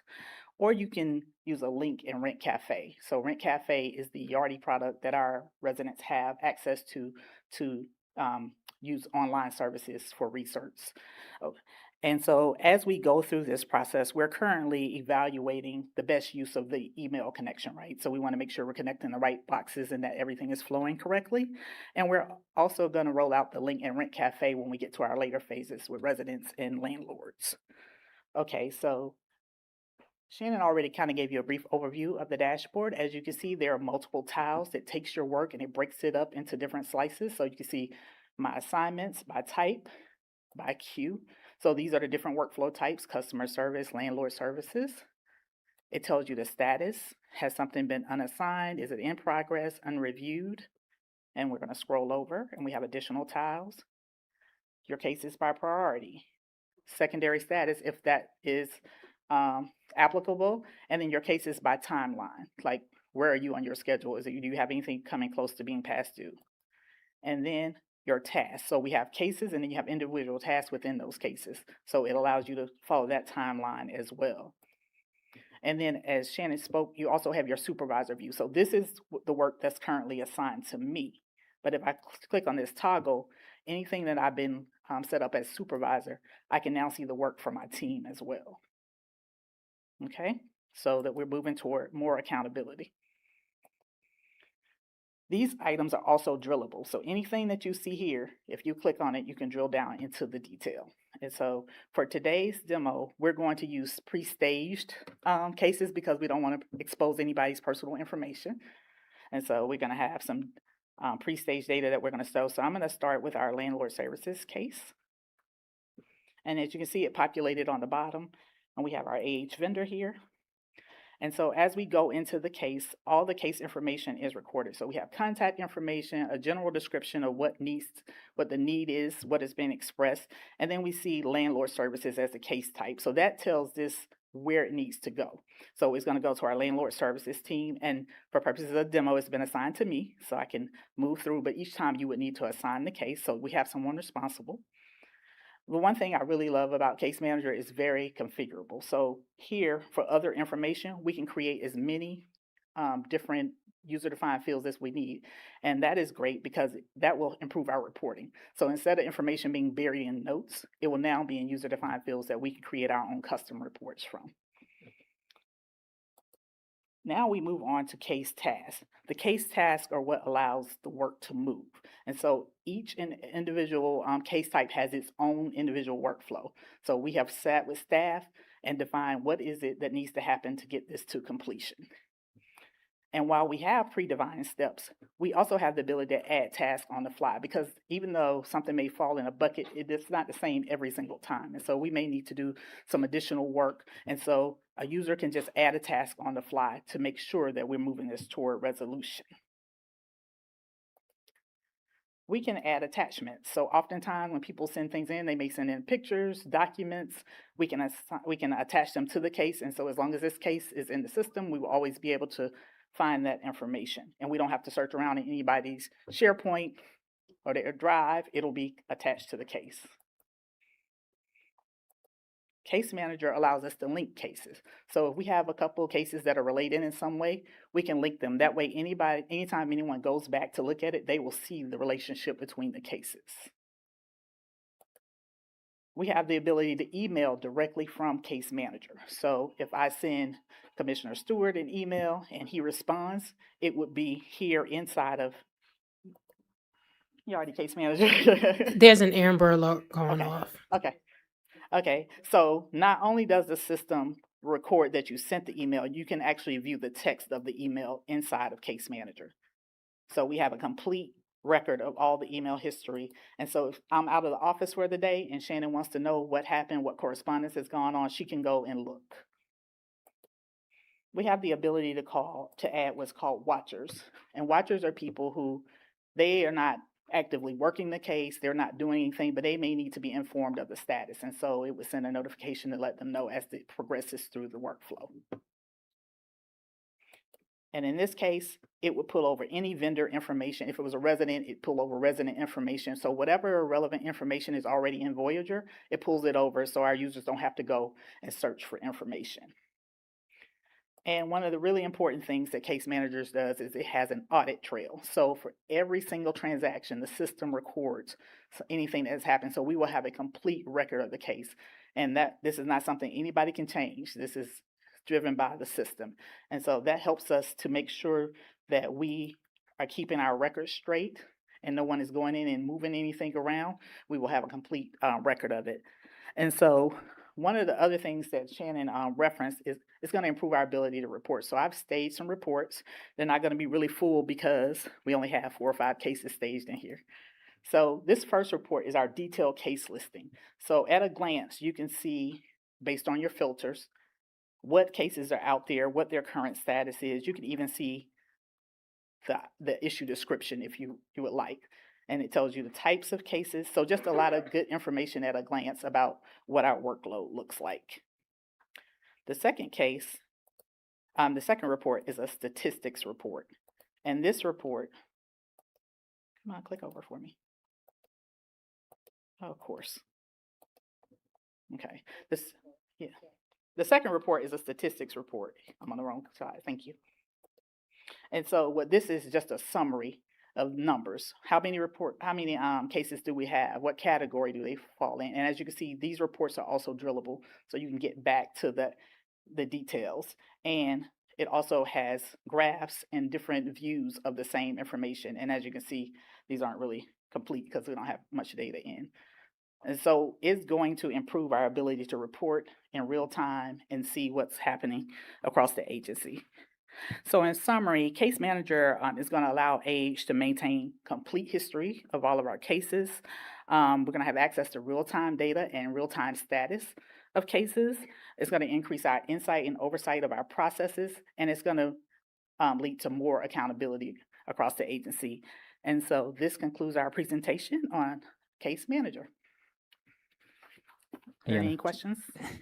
Before we move on, great functionality that we forgot to, that I would like the commissioners to know is the system creates workflows, and as the case is moving towards on the workflow, the stakeholder is notified. So let's say if it's a client complaint, the client, as we move that case, our clients, our participants are going to know that, okay, it has moved to the next stage.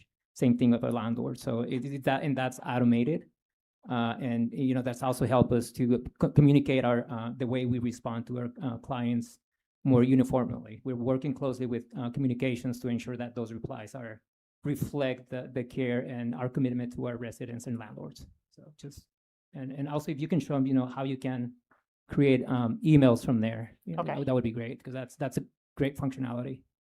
So with the email functionality, we have a couple of options. I can freeform an email, or I can, if we already have a standard template, we can click on that, and in the temp, you see the content is already there. And so we can use either way. And once you send it, again, it will be recorded and permanently attached to the case, and also the responses. And if I wanted to show up in my personal Outlook, I just copy myself on the email for it to show up in my Outlook.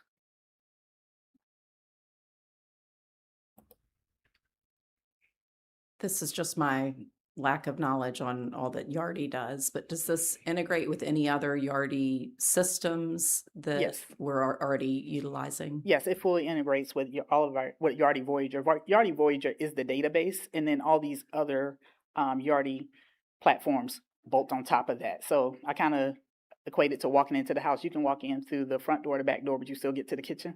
So it's the same kind of thing. Everyone's always in the kitchen, right? So yeah. I'm just thinking about some of the real estate things that we've aspired to have some of this information for, and think it'll be a great tool. So that's great.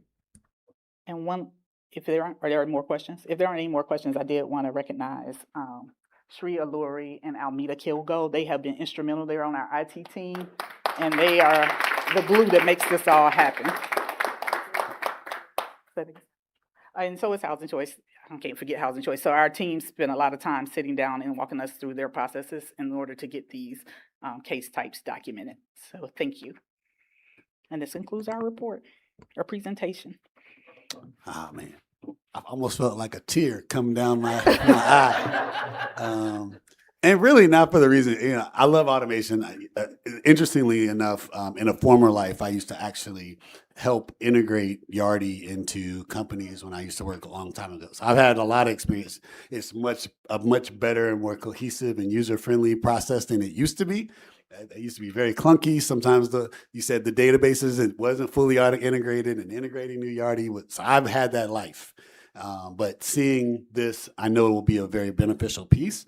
And also, it's great to see. I see how the AV team is streaming, and I see all the things. So it's really important. I'm glad we're streaming today because these are the types of things that I want people to be able to refer back to if we ever get into that place of what do you do? How do you do it? We're like, well, here's how it works, right? Here's where we're making the improvements to automate and improve services for not only people. I mean, I think I heard you clearly. It's a lot of work internally.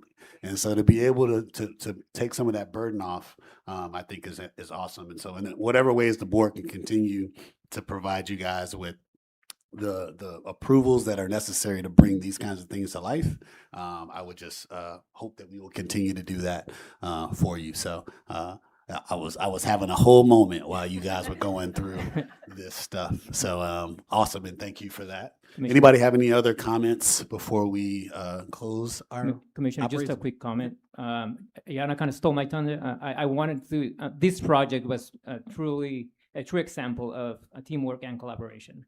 It was Housing Choice Voucher, PMO, real estate, and IT working, and they worked diligently. And the short amount of time that we were able to accomplish this, I think was 3 weeks. And they were working diligently and doing their day-to-day. They gathered feedback from executives. I mean, so they did an amazing job, and you guys deserve all the praise because it's a testament of what we can do when we work together and working towards excellence and urgency. Because we got that call from Terry and said, I need this now. And we got it done. And this is the first step of our automation plan. You will see a lot of more of these demonstrations, in the next 12 months, because there's some work to do. One last thing, love the idea of a live demonstration. I mean, it not only, we don't need to be in day to day, but just to be able to see it and feel it and understand it is, I would encourage more of those, especially when we have light days where it provides us opportunity to really do that. I think would be super beneficial to the board. So thank you. Anybody have anything else before we close and adjourn? All right, hearing no further business of the committee, this operations committee meeting is adjourned. The time is 3:02 p.m.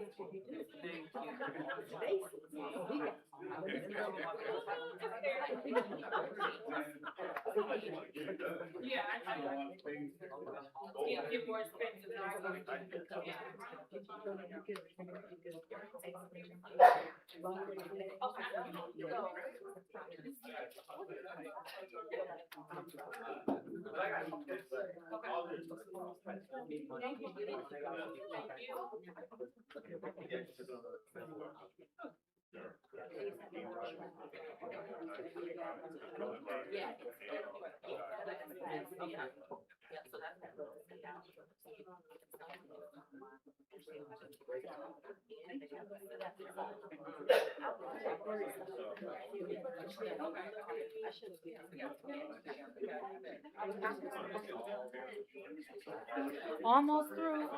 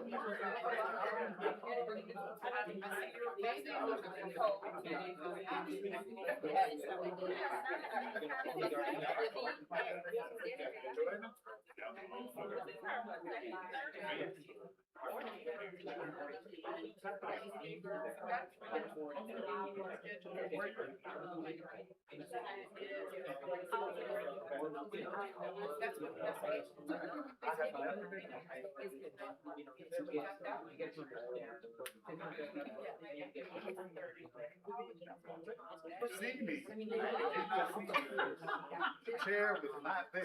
Larry was there, but the chair was not.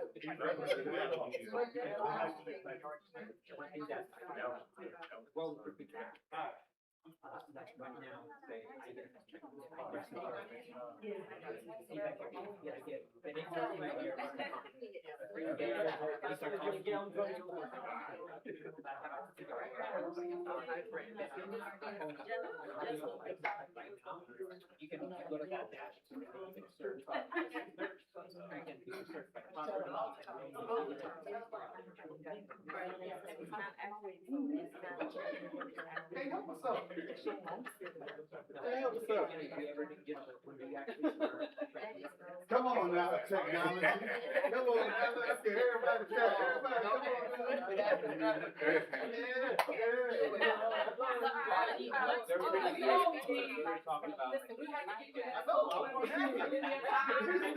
So mine the same thing. So I saw mine. Them presentations getting better and better.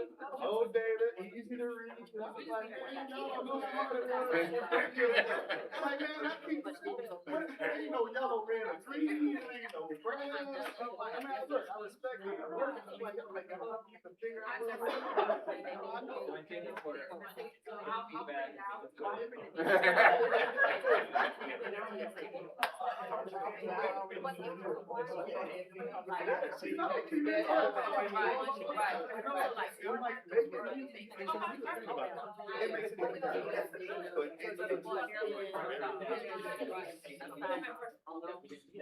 Chairman Stewart, are you ready to start? I'm ready. I'm ready. I just look, give me and I'm ready. How you doing? Good.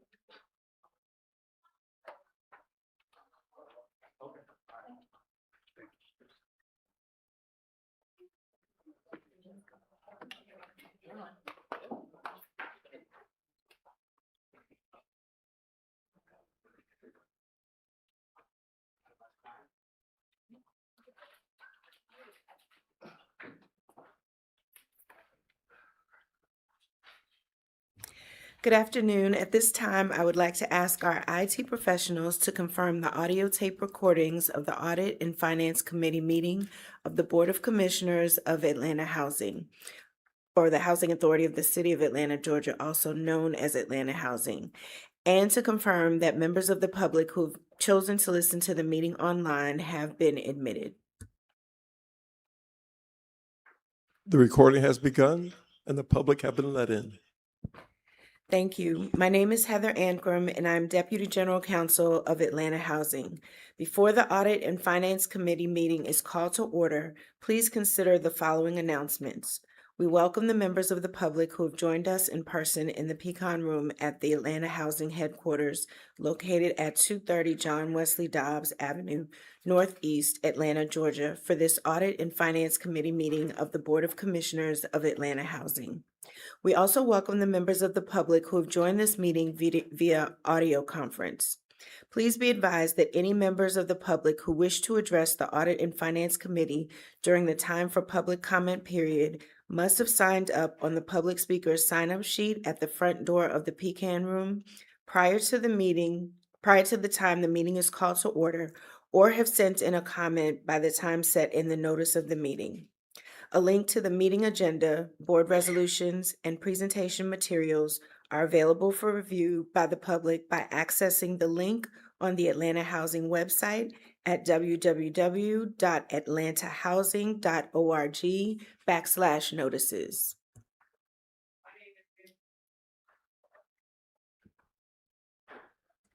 My name is Bentina Terry, and I serve as the Chair of the Board of Commissioners Audit and Finance Committee.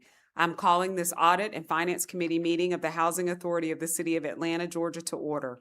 Under Housing Authority's bylaws, the Audit and Finance Committee addresses the audit and financial matters of Atlanta Housing, including 1, oversight and monitoring of the financial reporting function, 2, oversight, evaluation, and compensation of the independent auditors, 3, establishment of procedures concerning the reporting, investigation, and resolution of accounting and/or audits complaints, and 4, reporting, investigation, and resolution of alleged allegations of fraud or criminal activity, conflicts of interest, or abuse related to the business of Atlanta Housing.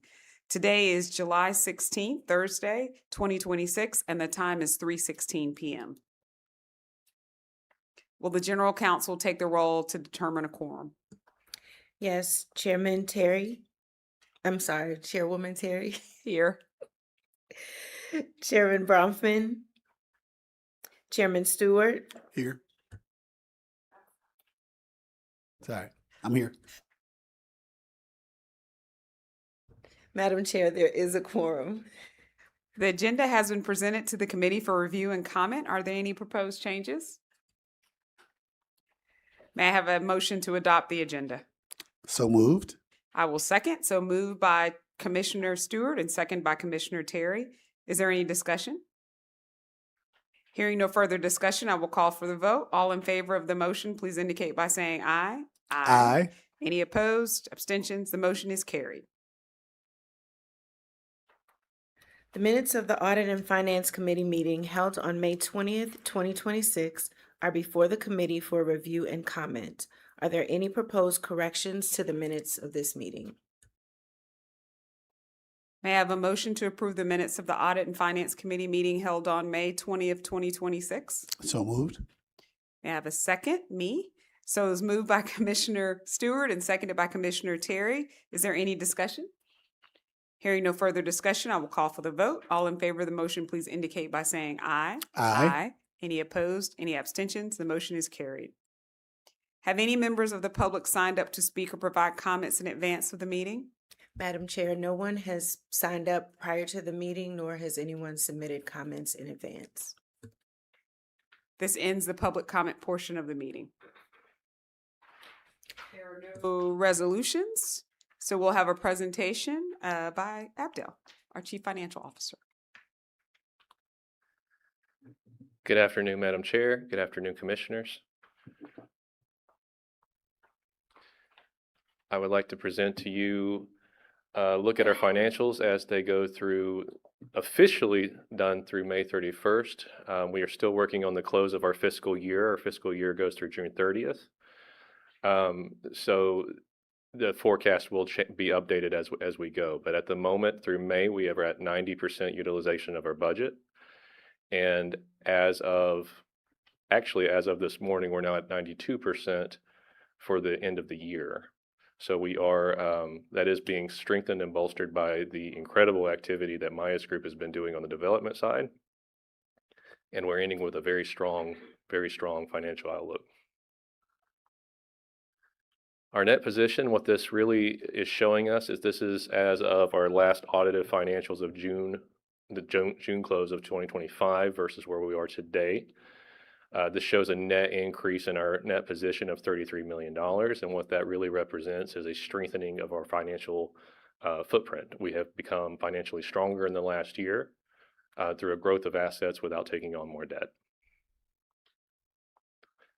We are currently very deep into year-end close for the fiscal year end, and all of the data is being prepared for final postings currently with a preliminary financial schedule report, FDS report that is due to HUD at the end of August 31st. And that will be the unaudited version. And then we are also in the beginnings of our annual audit for FY 2026. That is being handled by consultants, a firm called CLA. They have done our audits in years prior, and we are currently responding to their PBC requests at this time. The schedule for the audit is as such, with the schedule bringing us back to you with our audit results in November's board meeting. So we will be doing a great deal of activity between now and then, but with the goal of being able to end the calendar year with you knowing exactly where we were and how everything closed out. This has been presented once in the past by Mr. Dwayne Vaughn, and I'm updating this and trying to present this more often now. This will give you kind of a feel of, this is a snapshot of our voucher utilization and our voucher capacity. What you see in the dark blue section to the left is actually what we are authorized to put into service currently as an agency, the 22,299. The next number to the right of that, the 18,292, that is what is on what we call our VMS, our voucher report that we give to HUD. That is the number of vouchers that were in service and being funded as of our last voucher report. And that puts us at 82% of capacity. We also have additional vouchers that are in progress, but they're not yet funded. These are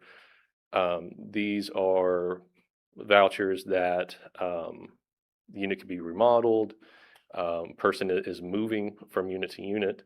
These are vouchers that are in transition, and that's 360. So once those convert over, that puts us at 84%, or 18,652 of our current authorized use.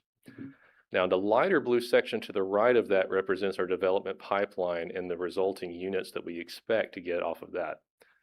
This has been updated to show what we now expect to go through Restore Rebuild based on the NARS and what was presented earlier, as well as what will not hit Restore Rebuild.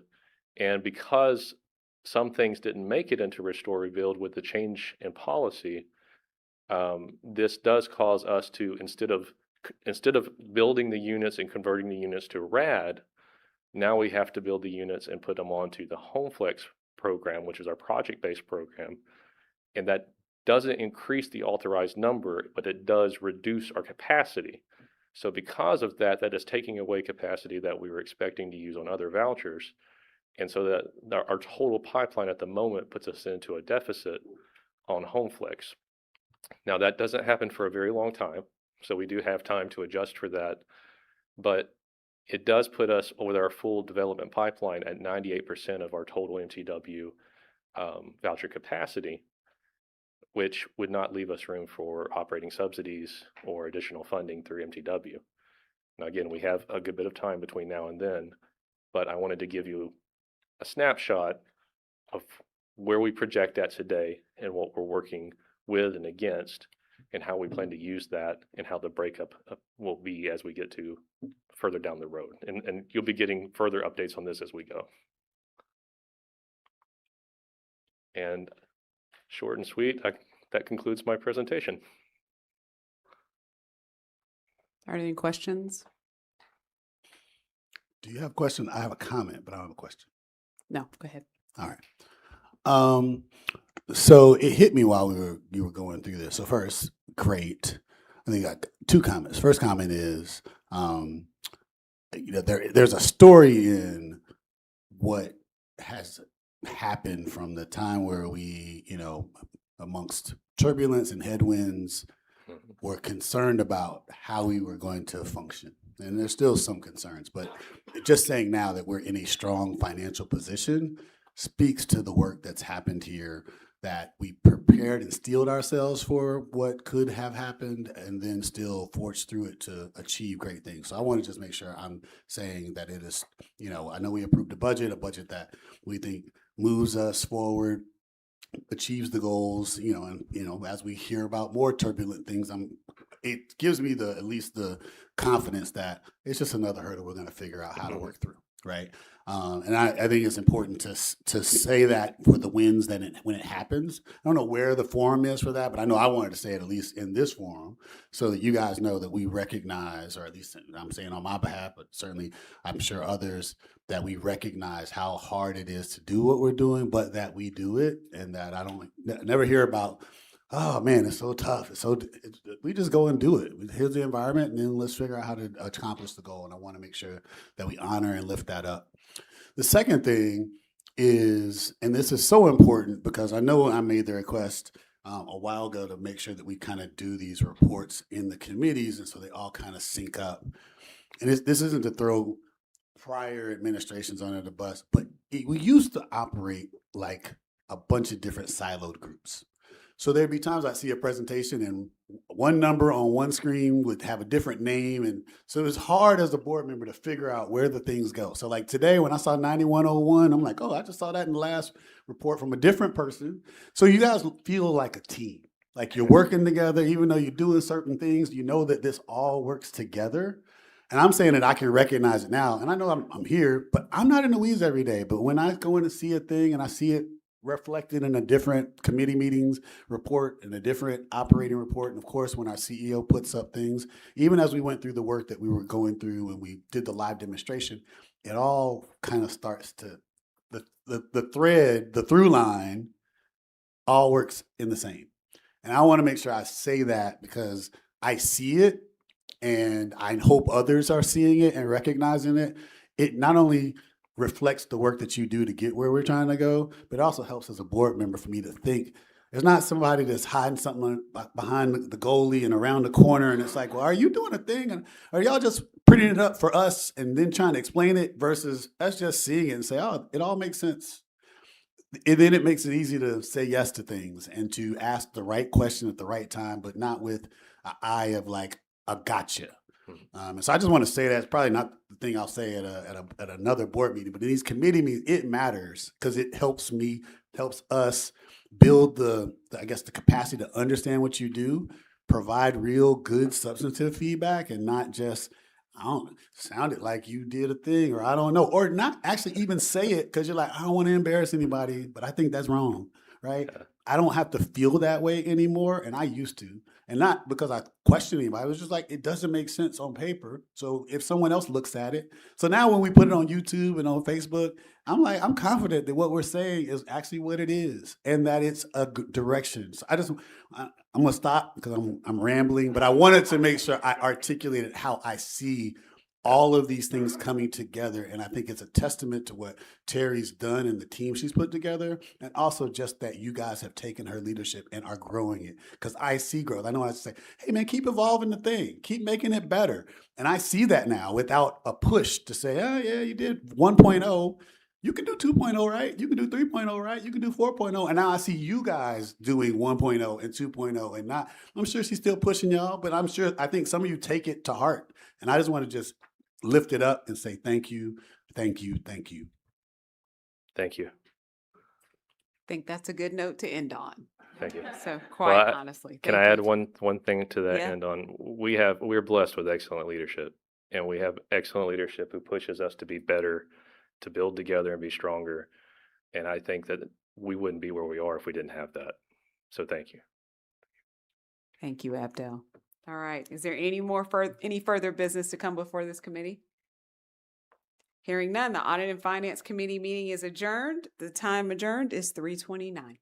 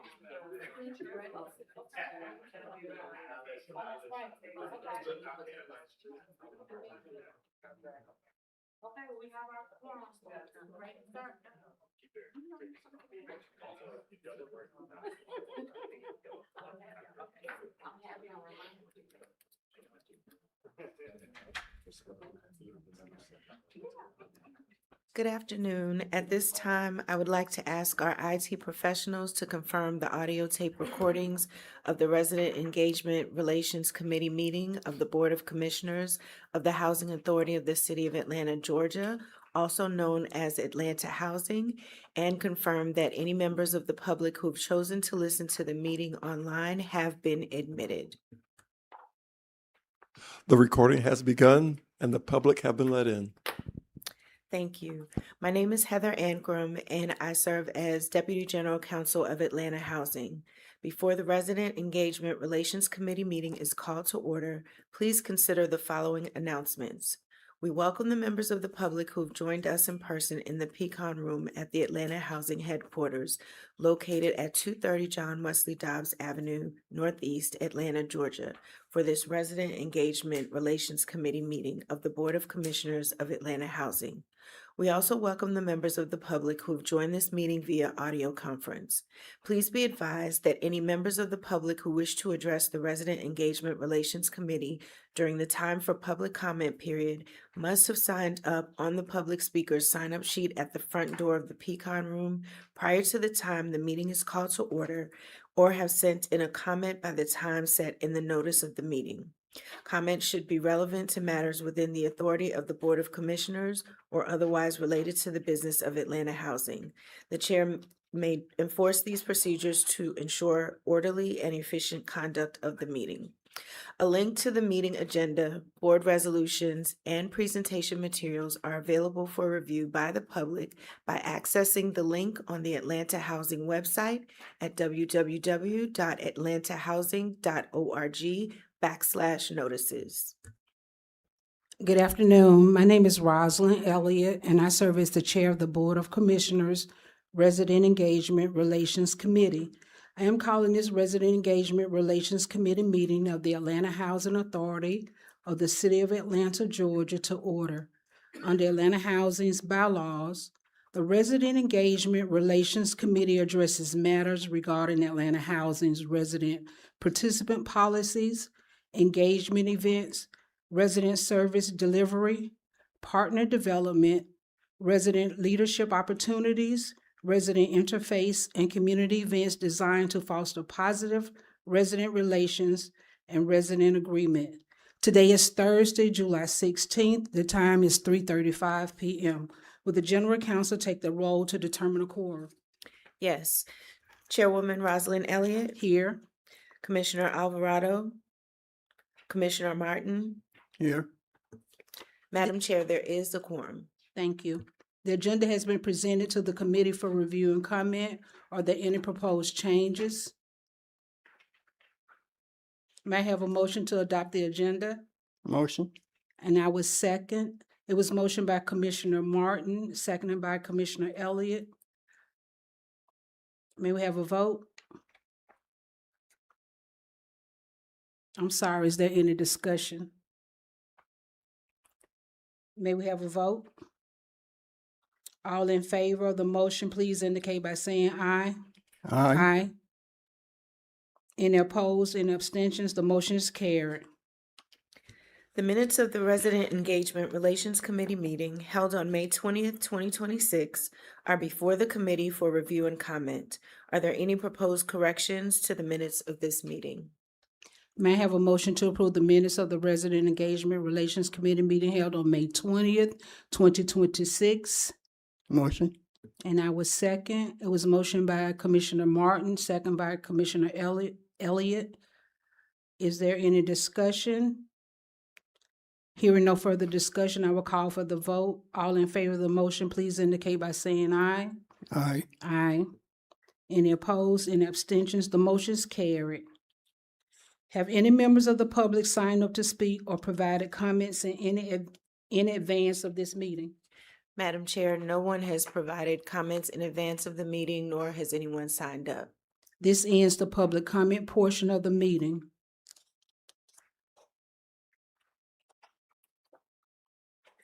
There are no resolutions scheduled for consideration today. Our presenter is Pamela Owanta, Senior Vice President of Choice Neighborhoods. Well, good afternoon. I am working with a little bit of a strained voice, so she left me earlier, but we're going to push through. But good afternoon, Commissioners. I am Pamela Owanta, Senior Vice President of Choice Neighborhoods and Resident Empowerment here at Atlanta Housing. And so first I want to say that today I'll be providing a bi-monthly update on our key initiatives, as well as giving you all an update on our reoccupancy updates and our upcoming reoccupancy opportunities, as well as our community collaboration updates, our resident engagement accountability group, and our event spotlights, as well as our upcoming events. So to start us off, I want to really just highlight that we have filled 37 of the 41 positions that we have for resident empowerment. And so as you all remember, this time last year, we were positioning ourselves for our realignment. And so we had a number of vacancies that we created as part of this new department. And so we're very excited about having our team in place. And then we do have a few positions that we have active recruitment for. And so last month, not last month, in May, I shared with you all that we welcomed our interim vice president of resident empowerment. And so we are going to be continuing for that active permanent position, but wanted to share that that role, we do have an interim in that role. We are actively recruiting our director of resident engagement as well as our resident resource coordinator, but I am happy to share that as of yesterday, we made an internal offer for our family success specialist, and she accepted. And so we're very excited about that.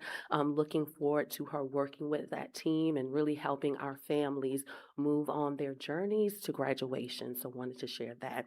And then we also welcomed 3 of the summer interns to our department. So Ms. Brianna, Jaquez, and Reginald, and they have been a wonderful asset to resident empowerment. Next up, we have reoccupancy. And so we have several reoccupancy developments happening currently. And so we wanted to kind of highlight the reoccupancy developments that we've been working on as a department. And so starting off with Herndon 3, this particular development has 201 units. And so right now we have been working with 122 of our former Herndon residents. And what that means is that we create different outreach opportunities and engagements. And so that includes mailers, kickoff meetings, as well as outreach calls and visits if necessary. And so to date, 28 residents have expressed interest in returning to this particular phase. One of those residents expressed interest in returning to a future phase, and then 3 of the residents have expressed interest in not returning at all. And so then when we transition to our Bowman development, this particular development has 151 units that are currently under construction. And so we're looking at that anticipated completion date being December of 2026 and lease up to start January of 2027. And so that is comprised of the 48 Atlanta Housing Assisted units. And one of the things that we're excited about is our former residents hearing about this update during our July 23rd RAC meeting. So they'll be learning about the whole reoccupancy process because we'll be kicking off that particular process for this group of residents in August. And so that's 159 former residents that will be engaging in the reoccupancy process. Next up, we have Inglewood Senior. So very excited about Inglewood Senior. We had the opportunity to participate in an open house with the property managers on June 22nd. We held a reoccupancy kickoff meeting June 4th, but very excited because our residents have expressed interest in this particular development. So that is 160 total units, and 100% of those units are assisted by AH. And we're looking at September being the anticipated lease up. So with this particular development, we have engaged 113 of our former Inglewood residents in the reoccupancy process. Then, continuing with Inglewood, we are excited about the multifamily phase that is coming live very soon. And so that development includes 200 total units, with 100 of those units being affordable. And so completion of this particular project is going to be April of 2027. And again, those 113 former residents who are engaged for the senior phase, we are engaging them for the multifamily phase. And then last but not least, Herndon 3, we are excited about this particular development as well. This is 180 total units. 151 of those units are going to be affordable, so that puts us at about 84%. And that particular development is going to be completed by April 2027. And so with that, our team is working with 122 former turned-in residents for that particular reoccupancy. Excuse me. All right, so I wanted to share officially that we have announced what the naming will be for Bowen, and so the new name is going to be Ariel Place at Bowen, and so the residents were able to vote on that particular name. And so for those who may not know, Miss Ariel Bowen was the wife of Dr. Bowen, which the original Bowen was named after. And so the residents really enjoyed selecting that name and hearing about the different name options, but that one was the favorable one out of all of the names. So wanted to share that. So I talked a little bit about the housing phases when it came to reoccupancy, but did want to highlight that for phase 2, we're looking at that approved we received the mixed finance approval on June 9th, and closing happened June 18th. And then for phase 3 and 4, we're applying for tax credits, where the developers are applying for tax credits for those particular phases. Now, when it comes to resident supportive services, I am happy to share that 97% of our households are in active case management. So that is a record number for us here locally, but also nationally. So that means out of our 159 households, 153 are in active case management. So they're meeting with their case managers. They are participating in the wraparound services that we are offering. And so just want to give kudos to my team for really engaging those former residents and helping them really hit their personal and professional milestones.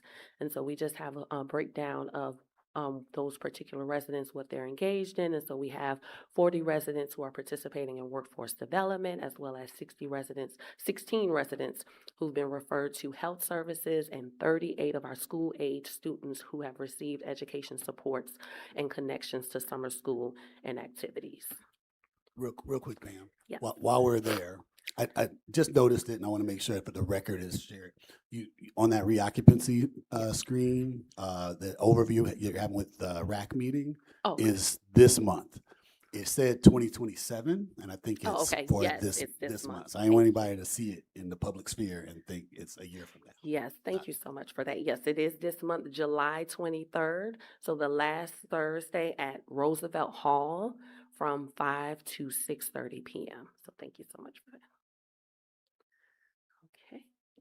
All right, so moving forward, I want to talk a little bit about our community collaboration updates. And so these community collaboration meetings that we have are part of our JWC jurisdiction meetings with our resident presidents, where they're able to come and express any concerns that they're having at any of the senior high rises. And so one of the things, we want to do is continue to provide updates to you all, the Board of Commissioners, so that you are up to date on what's happening. And so at Barge Road Senior Tower, we're currently working with property management on the updating the call box, as well as installing the butterfly access control system to improve access to the building. Then at Cheshire Bridge, we are addressing some resident concerns with code enforcement, in particular to a restaurant that is in close proximity to that particular development. Then we have at Marietta Road Senior Tower, we're continuing to work to resolve some elevator issues with the property management staff, and so we're going to continue to work with them because of the reoccurring disruptions. Next up, we have 10th and Juniper. We've received a report on some of the air conditioning not working in the community space, and so we're working with the property management to resolve that, and we'll keep you all updated as we receive those updates. And so overall, those community collaboration meetings that we have with property management is really to get the updates, but resolve those resident concerns that are brought to our attention. And so those meetings have been going well, and we're looking at having some of those meetings in the month of August. Next up, I want to highlight some of our events that we've had since the last time we've met. And so on Saturday, May 9th, we actually had our Summer Camp and Team Job Expo. And as you all can see, we had youth of all ages. But during that particular event, our families were able to connect not only to youth programming, but our teens were able to connect to employment opportunities. And so, of course, all of our teens wanted to work at Six Flags. So their table was packed to capacity. I mean, I think they even offered me a job, but I told them, hey, but but it was just a wonderful expo. And so we talked about building on that momentum and seeing how we can incorporate more fun employers for our future expo next year. Then I wanted to highlight our senior farmers market. And as you all see, our MC of the day, well, in the beginning was Terry M. Lee, and she came in and she really got everybody pumped up. I thought she was going to sing us a song, but maybe next time we will get that. But that happened on Thursday, May 14th at the Civic Center. And so we were able to engage over 350 seniors. And so it was one of our most successful events. We had over 50 Atlanta Housing employees, as well as vendors and community partners. And so just want to share that that was an event that our residents are very excited about. And that was our 19th annual senior farmers market. So definitely one that we want to continue with the legacy of our seniors. And then finally, of course, we had to do something to celebrate FIFA, but what we did was decide that we wanted to not only educate our residents on FIFA, the sport, but also utilize it as a wellness and resource fair. And so throughout the month of June, we went to our senior high rises. We hosted about 12 FIFA wellness and resource fairs where our residents were able to celebrate and engage. They learned about the game. Many of them had never watched a soccer game, but they also received fitness demonstrations. They were able to connect and fellowship with each other, and they were able to partake in different recreational activities and wellness demonstrations. And so a total of 283 of our senior residents participated. And then real quick, just want to highlight some events that we have going on for the month of July. And so one of the events I want to highlight is our home ownership down payment assistance info session part 2. That is happening this upcoming Tuesday on the 21st. And one of the reasons why I want to highlight that is that last month we had our first part and we had over 40 residents present. And so we said, well, we definitely need to give them part 2. And so that is how we came up with the part 2 piece. But they're going to get a continuation series to get them on the pathway of home ownership. So wanted to share that. And then, of course, our back to school bash, you all, is happening on Saturday, July 25th at Morehouse College. And so if you didn't join us last year, we're asking you to join us this year. I mean, we had so many residents who enjoyed the resources we gave, the activities we were able to provide. And so this year we're looking at accessing different resources, giving our residents access to different resources, but we're looking at welcoming over 1,000 residents to this back to school bash. So wanted to share that particular event with you all.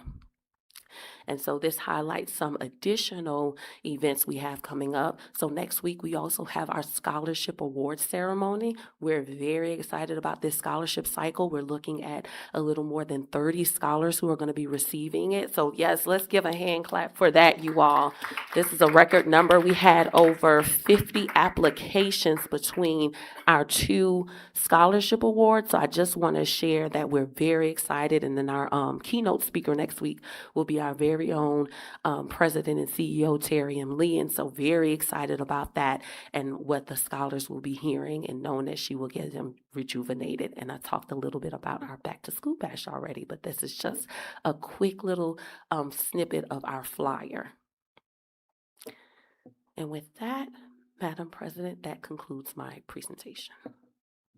Thank you so much. And thank you and your department for all the work that you do for the residents. We appreciate it. Thank you. Are there any comments?